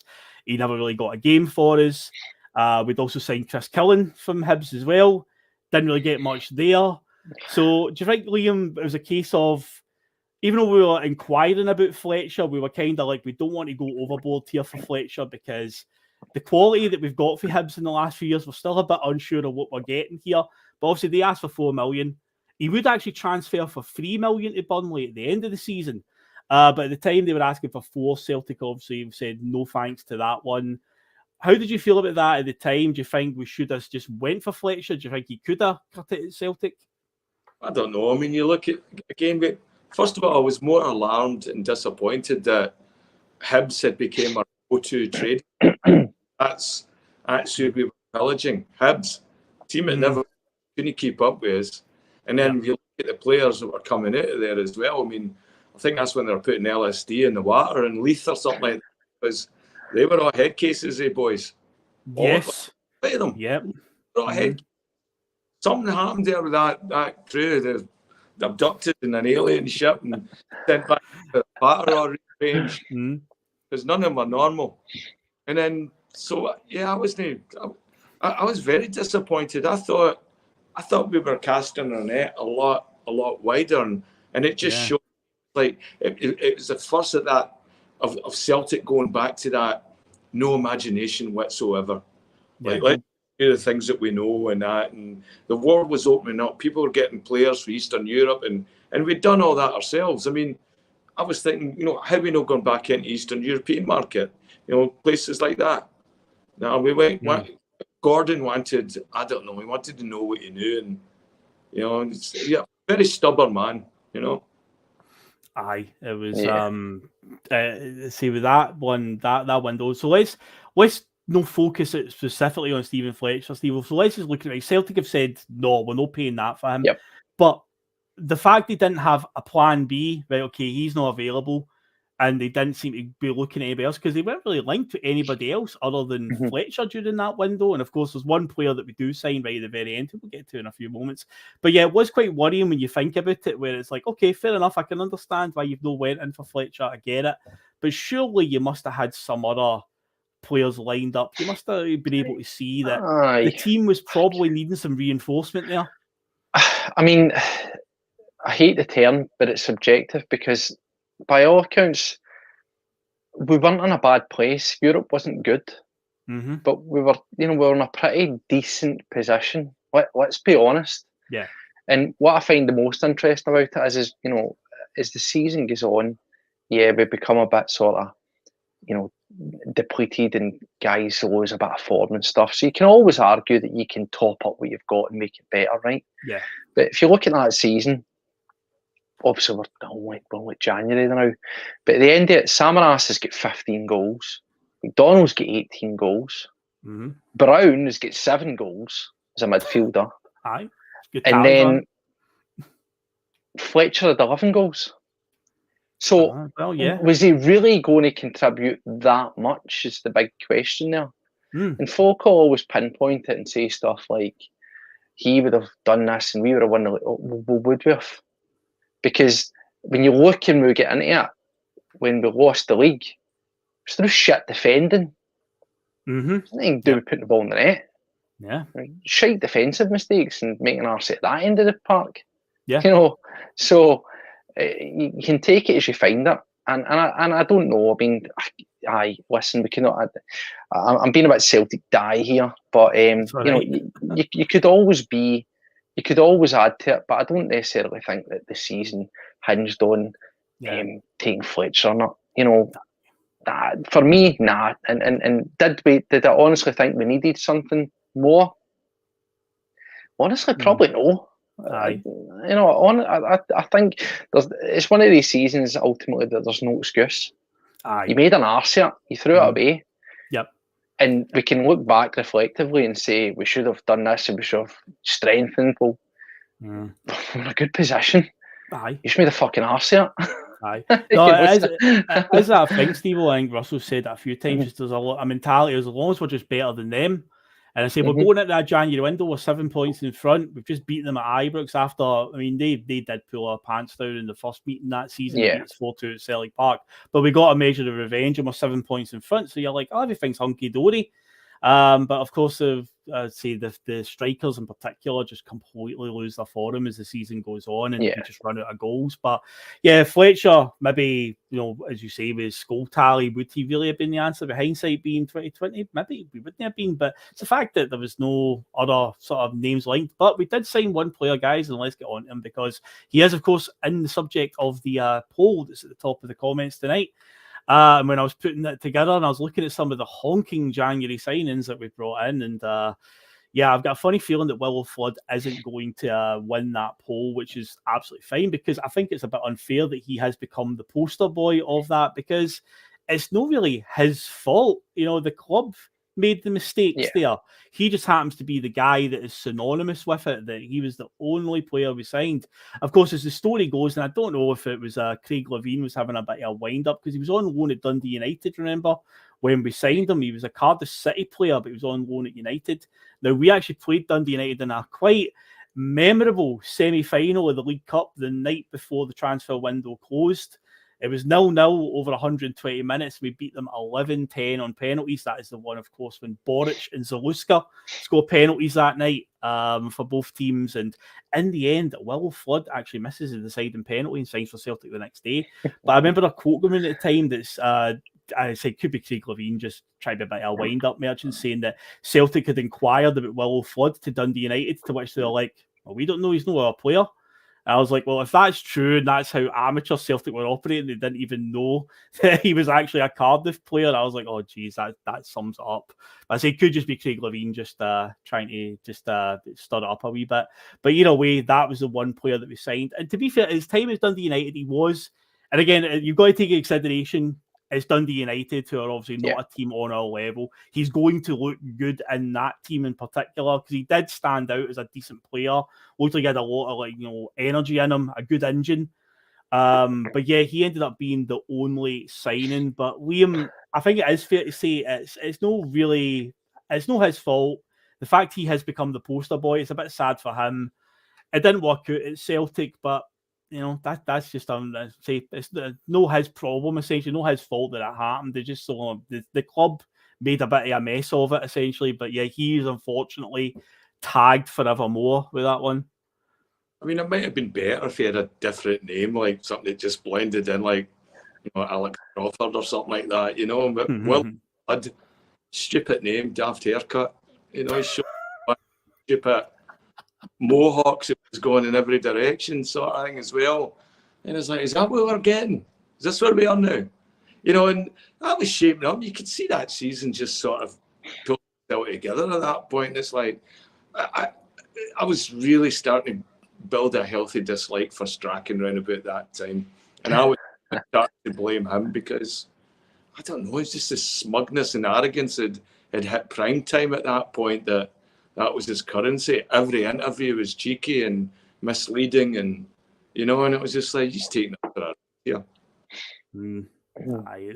But in the end, Steve, if you remember, after the window closed and we only signed Willo Flood, there was obviously a few fans. There was a bit of discontent within the fan base, and Peter Lawwell surfaced to do an interview with the Daily Record, and I found the article online. And he said a few interesting things. He said things like how the January window is always quite hard to do business. I've heard a few managers say that, to be fair, so it's not like the first time I've ever heard that. He called it a dead market and so on. But then you also look at the evidence around this season, where the season before, January window rolled around, Celtic brought in Samaras, they brought in Andy Hinkle, they brought in Barry Robson, 3 players who definitely played a part to get us over the line. And then you look at what happened a year down the line when Tony Mowbray's there. And now, don't get me wrong, I'm not saying Tony Mowbray's window is a success, but when he's coming out and saying it's a dead market and it's hard to do business, and I believe the quote that was used in the headline was nobody wanted our money, essentially. We weren't penny pinching, nobody wanted our money. I was like, well, who else were you linked with? You look at what happened to Tony Mowbray's January window, where it was essentially like 2 in, 1 out, and stuff like that. It was obscene. It's like, is the January window really dead? Or did Celtic just have that sort of comfort blanket of 7 points in front of them? We're sitting okay just now. We'll be fine. We'll be all right. We've still got, as long as everybody stays fit and so on. we'll be all right. It was a bit of arrogance maybe from the club, but yeah, when you look at some of the quotes, Steve-O, it's like, is it really? I don't know. There's evidence either side, Peter, that says that. Yeah. I think even now, personally speaking, I do think the January market is largely a false economy. I think we've done well recently, but that's because we've been shopping in unfavourable or untapped markets. If you want to look at Europe as your go-to in January, then yeah, across the board, unless you're run by somebody whose first name's Chic and you can spend whatever you want, January's a shit show, you know, because it's a combination of things. Folk are either desperate for reinforcements, you know, because they're in the shit, like either end of the table, they're in the shit because they've got an injury and they need somebody, or they're in the shit because they're going down. So January typically is, for me, usually about loans. If you're getting into the typical markets, which we were at that time. So I think for me, there's some element of truth in what Law's saying. It's fluff and largely it's bullshit. Let's be honest, right? But what I mean is that nobody wants our money. That's shite. See, if he just says we tried, but nobody wanted to release their players, you'd maybe go, all right, aye, that sounds more realistic. The way it was framed is fucking nonsense. I mean, nobody wants our money. Who doesn't want money? And as you say, who were we looking at? Because I can't ever recall getting linked with people other than obviously Fletcher. So I think for me, I don't know. It's a weird one, as I say. I think there's a wee bit of truth in it. Because at that time, we were so one-dimensional in the way that we approached players and where we went and where we shopped around. So I do believe, as I said, that there's a wee bit of truth in it. But again, I'll be trying to be better than Rangers and just stay ahead. As I said, like, reinforcements is always nice, but January wasn't the reason that we fucking lost that league. It wasn't, you know, it wasn't, and our players go off the boil, but we lost and dropped points in shit games. It's as simple as that, you know. Ultimately, as I said, it was less to do with not scoring and more to do with conceding. So, you know, you can frame that any way you want. And as he says, unfortunately, Willo Flood's always a poster boy for a shit season. Everybody will point to that's all we signed, and January was shit. January's not the reason we lost the league. You know, let's fucking screw your head on and get back to reality, folks, you know. So that's my. I'll put on my Celtic da hat for that, because that's my moan over. That's my moan. No, you're definitely right. You're definitely right. It's dead easy to go to that January window and I say Willo Flood sadly cops the flak. You know, folks saying, you know, he always did give 100%. He totally did. You know, there's no doubt about it. The lad would always give 100% on the park, but sadly, yes, a lot of fans are very quick to go, you know, Willo Flood window. No, the boy's fault. He just happens to be a victim of circumstance. He was the only player that was signed, and that is on the club. That was the failings there. But funny enough, when we're just talking there, Steve, about just being a wee bit better than them, there was a triumph just around the corner. There was a wee trinket on the horizon in March, because we did play Rangers in the League Cup final. We did actually a show on this a couple of just before the League Cup final this season. Me, Jonathan, and Russell did it. So you two boys won the on, because we talked about the 2009 and the 2019 League Cup final victories over Rangers. So yeah, let's go back and look at that one again, because it was a bit of a injury-ravaged makeshift Celtic side for that one. But yeah, we play them on the 15th of March, a couple of days before St. Patrick's Day. And the starting 11 in that game was Boric in goal, Hinkle, Louvens, McManus, Darren Adee was playing left back because Lee Naylor was injured, but Darren Adee would play a crucial part. Paul Hartley at centre defensive mid alongside Gary Caldwell. The two of them were deployed at defensive midfield. Caldwell could ping all those Franz Beckenbauer passes about, all those things he had, all those visions in his head where he thought, I'm Beckenbauer, I'm the second comer, I can ping all these passes. A playmaker, deep line playmaker. What is it? Brown Warrior says a regista, I believe it's called, and on Football Manager terms. But yeah, Gary Caldwell was in the middle, and Scott Brown was playing as a wide midfielder that day, playing it in right midfield. Wow. Nakamura on the left, Aidan McGeady in the classic number 10 role, just behind Scott McDonald up front. But yeah, it was a hell of a day because it took the extra time. But of all the goal scorers, Liam, to pop up that day, 2 days before St. Patrick's Day, at a time as well, keep in mind, this is around about the time when the Famine song was causing a lot of controversy in the stands. They were belting out, and still do to this day, but this is around the time they really began ramping it up. 2 Irish internationals score the goals that day. Darren Adee, a minute into extra time, Nakamura swings in a free kick, and Big Darren gets his head on it. His finest moment in a Celtic shirt, Liam, goes without saying. I think so, aye. Memory for that is, do you remember he had blood all around his mouth? He'd been all smeared. It looked like he'd been eating a red ice lolly or something, right? Cake in his face, but I think somebody had given him an elbow and that, but he looked the part, didn't he? He looked good. It was... I liked his interview afterwards as well. I remember him doing a really good interview. He was just buzzing, you know? Aye. Oh, he would be. I mean, imagine that, like a boy who's grown up a Celtic fan, to score a goal in a cup final against Rangers as well. He's going to thoroughly enjoy that one. But you know what I also thoroughly enjoyed in that game, Steve-O? The image of, in the last minute of extra time, Aidan McGeady with that burst of pace and Kirk Broadfoot doing everything in his power to keep up with him.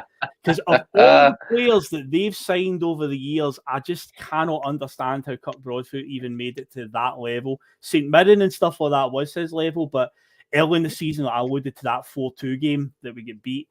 Kirk Broadfoot gets made to look a superstar in that game. Arthur Boric drops one of his crosses right at Kerry Miller's feet.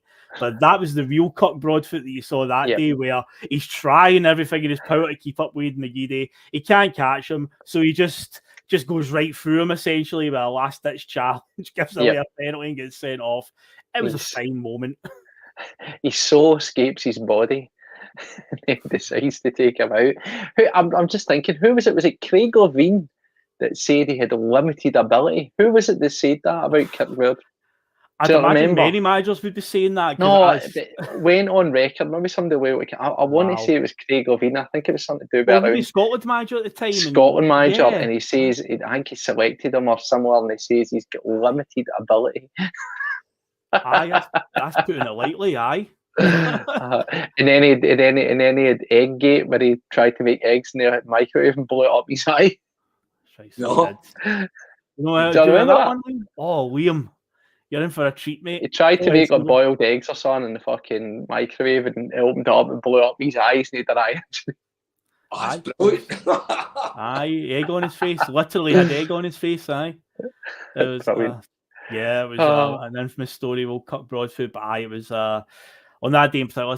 It was one of these players where I just can't understand how they've even signed him. He's just rotten. And but yeah, that moment McGeady's busting through from the halfway. And the thing is, like, this is the last minute extra time. McGeady's played the full game. But I don't know if it's just the fact that Kirk Broadfoot was so knackered, or Aidan McGeady still had that second wind in him. But my God, he leaves him in the dust. He's breaking through, and he just chops him down. And Aidan McGeady steps up and scores the penalty kick to give Celtic the trophy on the day. But yeah, the 2 Irish international players scoring 2 days before St. Patrick's Day at a time when they're definitely ramping up the whole anti-Irish racism and so on from the stands at Ibrox, which still to this day still goes on. But yeah, it was that moment where, okay, it's the League Cup, it's in the middle of March, we're heading into the run-in, it's quite a close title race. You feel like, Liam, this is what we need. This will give us that wee boost to get us over the line. It can be such a crucial thing to pick up at that point in time. You know, they're getting a bit of silverware, the first silverware of the season, because we'd actually been knocked out the Scottish Cup at this point by St Mirren. I keep saying Love Street, whatever their new stadium is called, but basically it was their new stadium had just opened, and we get knocked out the Scottish Cup there.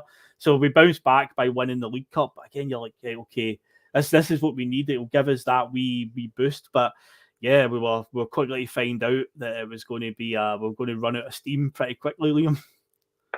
I mean, what can you say? I mean, it was just one of the seasons where towards the end, the wheels just felt like the wheels came off. There was nothing. Yep. I think we'd left everything we could. I think the fact that we failed to build bit us on the arse, and I don't know if that was players down in tools So you see, or Strachan had given up. Yeah. But just didn't seem to have a lot of fight in the team at that point. Aye. You just didn't see like the players that got over the line the year before. You just didn't have any petrol in the tank. Aye. Well, there's a few people have said in the chat, I've seen Alistair Jack saying it, that like, you know, Strachan, you could kind of tell he was winding down and he had his eye on the exit at this point in time. Yeah. Either way, even if you do and you're in that position where, you know, you're very much in the title race, you can walk away, you know, winning 4 in a row. But it's like, why would you sort of, you know, do something like that essentially? But yeah, that was the situation for yourself, and we've won the League Cup, so you're like a wee boost. It's a win over them as well, and again, you know, it's a victory against Rangers. It's a cup final, so it's always going to be cherished. And but sadly, we just did not kick on from that. And yeah, let's now take a look, guys, at the run how this went, because yeah, this is where the team properly just runs out of steam. Essentially, this is it. You know, it just all falls apart. So, as I'd said earlier on, prior to the January window opening, we've obviously went to Ibrox and beat them 1-0 to open up a 7-point gap at the top of the table. Scott McDonald with the thunder bastard of a goal that he scores. Yep. Fantastic. One of the very few highlights of this season. However, there's a bad investment in the January window, coupled with some shaky results through January and February, saw that 7-point lead quickly disappear and let Rangers right back into the title race. Celtic would draw with Dundee United, Motherwell and Inverness. And the third meeting with Rangers that season in the league, one of the drabbest games I've ever been to. They came to Celtic Park and they played for a 0-0, and they got a 0-0, sadly. We just couldn't beat them down. And the only thing I can ever remember from this game is I'm pretty sure Kyle Lafferty puts a horrendous challenge on Andreas Hinkle that goes unpunished. It's a red card challenge all day, every day, really high on the ankle. But yeah, he gets away with it. Shock horror. But yeah, it was a 0-0 draw that day. And I think maybe Scott McDonald had quite a decent chance to put us ahead, but no, we just couldn't break them down. Stuffy Rangers defence. After what Walter Smith had shown the year before with a European run, they certainly know how to play for a stodgy 0-0, and yeah, we just couldn't find an answer that day. Celtic would also lose 4-2 at Pittodrie, so that also, you know, just closed the gap even more. So as we entered the month of March, Celtic were level points with Rangers. So their 7-point lead is evaporated in the space of January and February. However, in the first round of fixtures played in March, it was a midweek round of fixtures. Celtic go to Kilmarnock and win 2-1 at Rugby Park. Crucially, on the same night, Inverness Cali Thistle, Terry Butcher's led Inverness Caledonian Thistle go to Ibrox and win 1-0, which gives Celtic a wee 3-point gap again. Now, here is a worrying and crucial stat from that game. When Scott McDonald scored the winner for Celtic in that 2-1 victory at Rugby Park, it was the first time in 4 games that a striker had scored for Celtic, which was going to show you that the strikers were just sort of running out of goals, running out of ideas in the final third. Just something was very off with this team. But yeah, Scott McDonald's winner that night, you know, it does give us another wee 3-point cushion. But of course, we then, not too long after that, I say we lose to St Mirren in the Scottish Cup. So the chance of any treble is now firmly out the door there.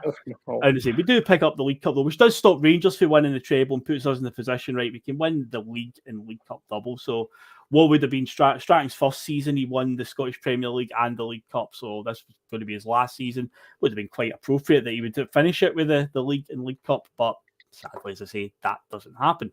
So crucially, the final meeting between Celtic and Rangers that season at Ibrox, we would lose 1-0. I believe this is the one that Stephen Davis scores a winner, because we had 2 games against them like the year before where they beat us 1-0 at Ibrox. I think Thompson scored the winner. And then the one this year, the 2009 one, I think it's Stephen Davis scores the winner. But yeah, I think, is this a game as well? I can envision the kit. I don't know if this is in Mowbray's season, but there's a moment near the end of the game where Andy Hinkle like cuts inside on his left foot and unleashes a hell of an effort from outside the area, and I think McGregor tips it over the bar. But that might be in the Mowbray season because we had the same kit, but I can just see it in my head. But that day we just won the races again. We lost. Stephen Davis scores. Well, what the result of that is, though, is it leaves Celtic 2 points behind with 3 games to go. So Celtic then play. So the next weekend, Celtic actually play first that weekend, and there's something we're not used to saying this season. Celtic actually played first at the time. Aye. So we beat Dundee United 2-1 to go back to the top by a point. But Rangers are playing Hibs the next day. And funny enough, remember at the start, guys, I was saying about Derek Riordan left Celtic at the start of the season after a pretty tumultuous time, to say the least. He went back to Hibs. He very nearly played a massive part in the title race, because I don't know if you remember this, Steve-O, at all, but he scored a fucking wonder goal against Rangers at Easter Road. The next day, they drew 1-1, and it opened the door back up for Celtic to win the title. But how crazy would it have been if Derek Riordan, if fate had just presented itself, Derek Riordan was a crucial part in us actually winning 4 in a row? But he does score a brilliant goal from outside the area, bends at the top corner. And what a story that would have been. It's particularly doing somebody like Strachan potentially a favour, who he was historically known as not seeing eye to eye with. So it would have been interesting indeed. But he did a decent wee season after leaving us. Just a weird one, wasn't it? Am I right in saying, right, because I'm a bit of a squad number, like, I've got OCD when it comes to squad numbers. Am I right in saying he had 0-1 on the back of his shirt at Hibs because he couldn't get number 10? Did at Hibs, but I think, am I right? Did he not go back to being the number 10 eventually? I think he did, but this season he's 0-1 because 10's taken. He did at one point, aye. Oh, I remember that. There was the Aberdeen player as well. Was it Hakeem Zerouali? Wore the number 0 on his back because that was his nickname. Moroccan midfielder. I say I've got OCD when it comes to numbers. See, when I see things like defenders wearing number 7 and stuff like that, like Joe Cancelo wore that in Man City, and I'm just like, stop it. William Gallas wore number 10 when he was at Arsenal, and I'm just like, would you just go back to a 1-11? Would you just go old school? No, I wouldn't even go back to 1-11, but just like numbers. There are certain numbers on the park where it's just like, you can't do that. Like, what was it? There was a Wolves goalkeeper a couple of years ago that wore number 11. I'm just like, no, man, no. Number 1 or anything after 11, basically, for a goalkeeper. But things like that. But I remember that Riordan, when he went back to Hibs, he couldn't be number 10 again, so he had to have 0-1 on the back. Yeah, that's right. Liam, he very nearly could have played a part, but in the end, Rangers would actually draw that game 1-1. So it puts us in a position, Liam, with 2 games to go, where it's like, okay, we're top now again on goal difference. It's 2 goals are in it. We've got 80 points. Rangers are on 80 points, and we've got plus 49 goal difference, and they've got plus 47 goal. Oh no, they were plus. We ended on 47, so we're on 47. They're on 45. But at that point, and as I say, even though the strikers have been a wee bit of a worry, but it's like, surely now, Liam, you'd think when it comes to team talks and stuff like that, there isn't much more to say. It's just a case of, right, we're top. There's 2 games to go. What more needs to just go out and win them by as big a margin as you can, and we'll win the title. At that point, we're in pole position. So you would have thought that was it. Was it? No, it was not. No, see, you just think with the team talk, what more does Gordon Strachan have to say? The players surely don't need any motivation here. It's just a case of, right, we know what we need to do. We've been handed a lifeline after Rangers beat us at Ibrox. Say they've went and drawn at Easter Road, so now we've got the chance. But sadly, we would then go to Easter Road in the next round of fixtures, and we would have an absolutely drab, horrendous 0-0 draw. Something in my head tells me that at this point in time, I think McDonald might have had an injury. I think it was Venegoor, Hesselink, and Samaras were playing up front together, and it just wasn't clicking really at all between they two. And we just couldn't find a goal that day. And sadly, with Rangers beating Aberdeen 2-1 that weekend at Ibrox, it put the momentum back in Rangers' favour going into the last game of the season. And unfortunately for us, we were playing Hearts at Celtic Park, where you would have said, right, okay, we go and do our thing, but we're relying now on Dundee United doing us a favour against Rangers at Tannadice. But it just wasn't to be. Rangers went up there and won pretty comprehensively, beating Dundee United 3-0, and we played another 0-0 draw, 2 goalless draws to end the season. So in the end, we finished on 82 points with plus 47 goal difference, and Rangers won the league on 86 points with plus 49 goal difference. So we We threw it away. 2 games to go. We're handed a lifeline. Just go out, win by as many as possible. We couldn't find any goals in the last 2 games against the Edinburgh 2. And the title was going to Ibrox, unfortunately, that season.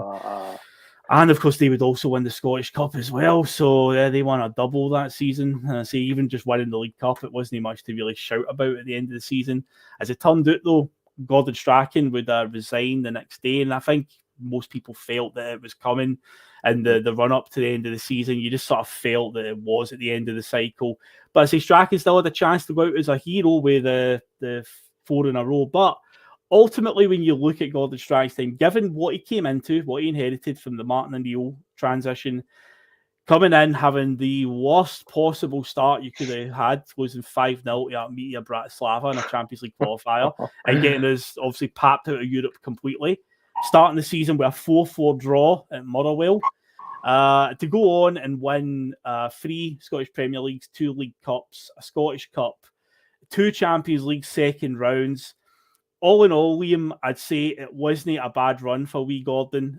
Definitely, I mean, even tonight, reading some of the comments, there's still people that say, I fucking hated Strachan and all that. But you can't really deny that the football may have been a bit ugly at times, but he did get some stonking results along the way and had some decent success when you look at the CV. Exactly what I'd expect for a non-Celtic guy. A guy that didn't get. He done well and he done okay, but he didn't have the passion. Like somebody, and I think, Ange sees the scale of their club, whereas Strachan, he done Manchester United and Leeds and other clubs and all that, and he could only see Gordon Strachan. I don't think he had imagination. You could see Celtic bigger than anything he'd ever played against. Whereas, Ange, I think he sees us as a Celtic as a chance to be in like, Ajax or something like that, where you're actually creating a type of football and a philosophy around football. And that's one thing about Strachan, loads of quips and all that. And he was cheeky and funny, but not a lot of deep football philosophy. It was just, like he had that entire team talk there, as you said earlier, Phil, to tell the like you've got 2 games. Yep. And can you motivate that team? And then ironically, a lot of that team ended up going to Middlesbrough with him as well. They did. I know. Strange transfer business, that one. But I'll go with this one, Steve-o, because Pete Scally says Strachan interviews were hilarious. So, Steve-o, what was your favourite Gordon Strachan quip or interview? It doesn't need to be a Celtic one necessarily, because he's got quite a few over the years when he was down in England as well. But he was always good for a wee off-the-cuff comment. Velocity. Use a quick word, Gordon. Velocity. It's the most basic, most petty, but still, it was sharp. It was. My favourite one is that he gets announced as Southampton manager and they're in a relegation battle at that point, and one of the reporters asks him, Gordon, do you think you're the right man for the job? And he just goes, no. And it's obviously like, well, of course I must, it's like, well, what a stupid question. Of course I think I'm the right man for the job, but it's just that, no, they would always do. I always loved that one. And of course, the yoga analogy, where he's asked about Agustin Delgado, who's a Southampton player who's obviously like making noise but not getting first team football. He's like, look, I've got yogurt in my fridge at home. Expiry date's tomorrow. I'm more concerned about eating that before it expires than I'm about team selection right now. And it's just like, brilliant. So I've always got a lot of time for these type of things. But yeah, what about yourself, Liam? What's any Strachan quips that stand out for you over his career? I remember, was it like the lager louts with drinking Kestrel with big devil dogs and all that? And he was a very he didn't like working class people. I mean, I don't know where he came from, but I know where he ended up, and sometimes that can change a person as well. Oh, didn't he want to roll his sleeves up and get really in with the supporters and that? He was much better with the guys with the suits and the ties and all that. I could take him or leave him, but mostly leave. Aye, that's fair dues. I say there's a lot of Celtic fans to this day that are still like Nah, I'm not really that bothered about him and all that. But see, he did, when you look at the black and white of it in the CV of what he achieved at Celtic, he did not too bad given how it started, especially when you look at how it started. It could have got off to a worse start, but yeah, he managed to do okay in the end, I suppose. So yeah, as I say, he's now handed in his resignation. He's heading off, and Celtic will be on the hunt for a new manager. And as I said earlier on, we will be covering that season next week. Kieran McFadden, I know you've been asking about it in the chats. You've been waiting for this one, so I hope that everybody's got their chin reinforced for next week, because we will be firmly taking it on the chin, because Tony Mowbray's favourite saying after every single point we dropped was we'll just take it on the chin and move on. So yeah, by the end of the season, I did feel like my chin was actually broken. So I'm looking forward to revisiting the 2009-2010 season next week. We'll talk about the fun and frolics of Tony Mowbray and all of that antics. So yeah, that is to come. So yeah, be prepared. We'll get through these few dull seasons we need to do before we get on to some real good ones at the sort of end of the season for Bustalgia this year. I've got a few good ones lined up, but yeah, we'll need to get these out of the way. So we'll be doing that next week. But that wraps up the 2008-2009 season. That is it now in the books. So guys, let's do a wee quick bit of trivia again. Going back to the start of the show, if you can remember the question for anyone that came in late. Tonight's question was, in March of 2009, Celtic registered a 7-0 victory over St Mirren in the league. Since that result, can you name all the other teams that we have put at least 7 goals past? There are 6 answers, and they're all domestically, because we haven't done it in Europe. We certainly haven't done it in Europe. Yes. Go recent, Dundee United. Oh, Dundee, yeah, 9-0, yes. Yes, not Aberdeen. Aberdeen a 9-0 as well, yes, in 2010. Yep. We'll go the top down. We'll go down, Steve. What's the 8-0 one? Eh? You have an 8-0? You fucking took Aberdeen off me. I hate you. What's the next one? That was in line. Hamilton Accies. Hamilton Accies 8-1 under Ronnie Dyler. Yes, we did indeed. 2016. 3 more to go. Motherwell, yes, we beat Motherwell on the last of Ronnie Dyler's games to beat them 7-0 on Trophy Day in 2016. Yeah. A young Jack Aitchison came on and scored that day, became the youngest goal scorer in Celtic history. Yes. Rangers Light from Edinburgh. Hearts, yes. Cup game 2013, 7-0 at Tynecastle. Mikael Lustig scored a thunder bastard that day. Yes, pinged it in off the crossbar from outside the area. Yeah, we trounced them in 2013. 7-0. So one more. We've actually beat this team twice, 7-0 in 2019 and 2022. Livingston. No Livingston. We did beat them 6-0 though under John Kennedy. And John Kennedy's short spell as manager, we did beat Livingston 6-0. St Mirren? No, St Mirren is what started the question. It's since that St Mirren game. Right. Oh, sorry, my bad. Heads up Mars. That's all right. You're close, by the way, though. You're close for that one.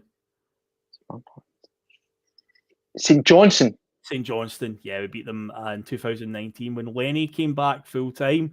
The first league game that season, we pumped them 7-0 on the opening day. And last season in the title run-in, we beat St Johnstone 7-0 at Celtic Park as well. So yeah, you're 6 teams that we've put 7 or more past since that St Mirren game in 2009 is Aberdeen 9-0, Hearts 7-0 at Tynecastle, 8-1 against Hamilton Accies, 7-0 against Motherwell. We beat St Johnstone 7-0 twice, and very recently 9-0 against Dundee United, and that is tonight's trivia. So yeah, we'll now wrap up the show, guys. So had fun tonight with this horrible season. We've got through it though, guys. We've done it together. We've made it. Aye, it was good. Aye, they can't all be classes, can they? No, exactly. I say it'll make you appreciate what we've got nowadays when you talk about the grim times. So yeah, it was a bit of a grim season, but hey, strap yourself in, folks, for next week. The Tony Mowbray season. Oh boy, that's going to be a fun one to talk about. But yeah, we'll head off now. So yeah, Sunday, obviously Celtic are in action against Kilmarnock. So I believe we'll get Sunday Blether will be happening pre-match, which will be quite early. So it's a 12 o'clock kickoff. So yeah, I think David's planning either an 11 a.m. start for the Blether or for you, it's even earlier, Liam, actually. Yeah, I mean, exactly. I guess I can't really complain on that one. But yeah, in terms of like the Sunday Blether, it'll be a 10:45 or 11 a.m. it'll start. And PMP will be on afterwards. Hopefully it's another 3 points for Celtic. Then, of course, Monday rolls around again and we go again. So yeah, that's us. So we're heading off now. That's us coming up to the 2 hour mark. So it's been a fun night. And yeah, folks, thanks for everyone tuning in. Remember to hit that like button. Oh, wait, and before I go, actually, just quickly, who won the poll? Remember the poll, actually, that probably at the start. Ooh, Let's have John Joe Kenny, by a country mile, got to be. It's by a country mile. There's the Dunghammer. One, yes. Both. Interestingly, Willo Flood and Jeremy Toljan both have 19%. John Joe Kenny is on 59%. Curiously, the other option is on 3%. I wonder who other is. Who could be worse than John Joe Kenny? Why? There was a January signing. It wasn't a January one. So it's only January window signings. Curious. I wonder. I can't think, man. Interesting. I can't think. I can't think. I've kept my eyes on the comments all night, and I've not really seen any other names other than the three that were there. So Ollie Buck could be a shit. Oh, yeah. Aye. It's got to be John Joe Kenny. I mean, come on, seriously. Like, come on, fuck. Like, have a word with yourself. If you think anybody was worse. He's firmly won that one. But yeah, so now we will head off, and Sunday we'll be back on with Sunday Blether and PMP, and we'll see you all then. All that's left to say is I'm on the hoops for Sunday. Catch you all then, folks. I mean, you've all that stuff at the start. They won't be playing Tina Turner on the coach on the way home, will they? Some of his comments about me deliberately trying to cause controversy. Well, I work in the media now, and you've got someone sitting there next to you who's an embarrassment to the media profession. He's an apologist. He's a charlatan. He's a Rangers puppet. He's a cheerleader. That's what he is.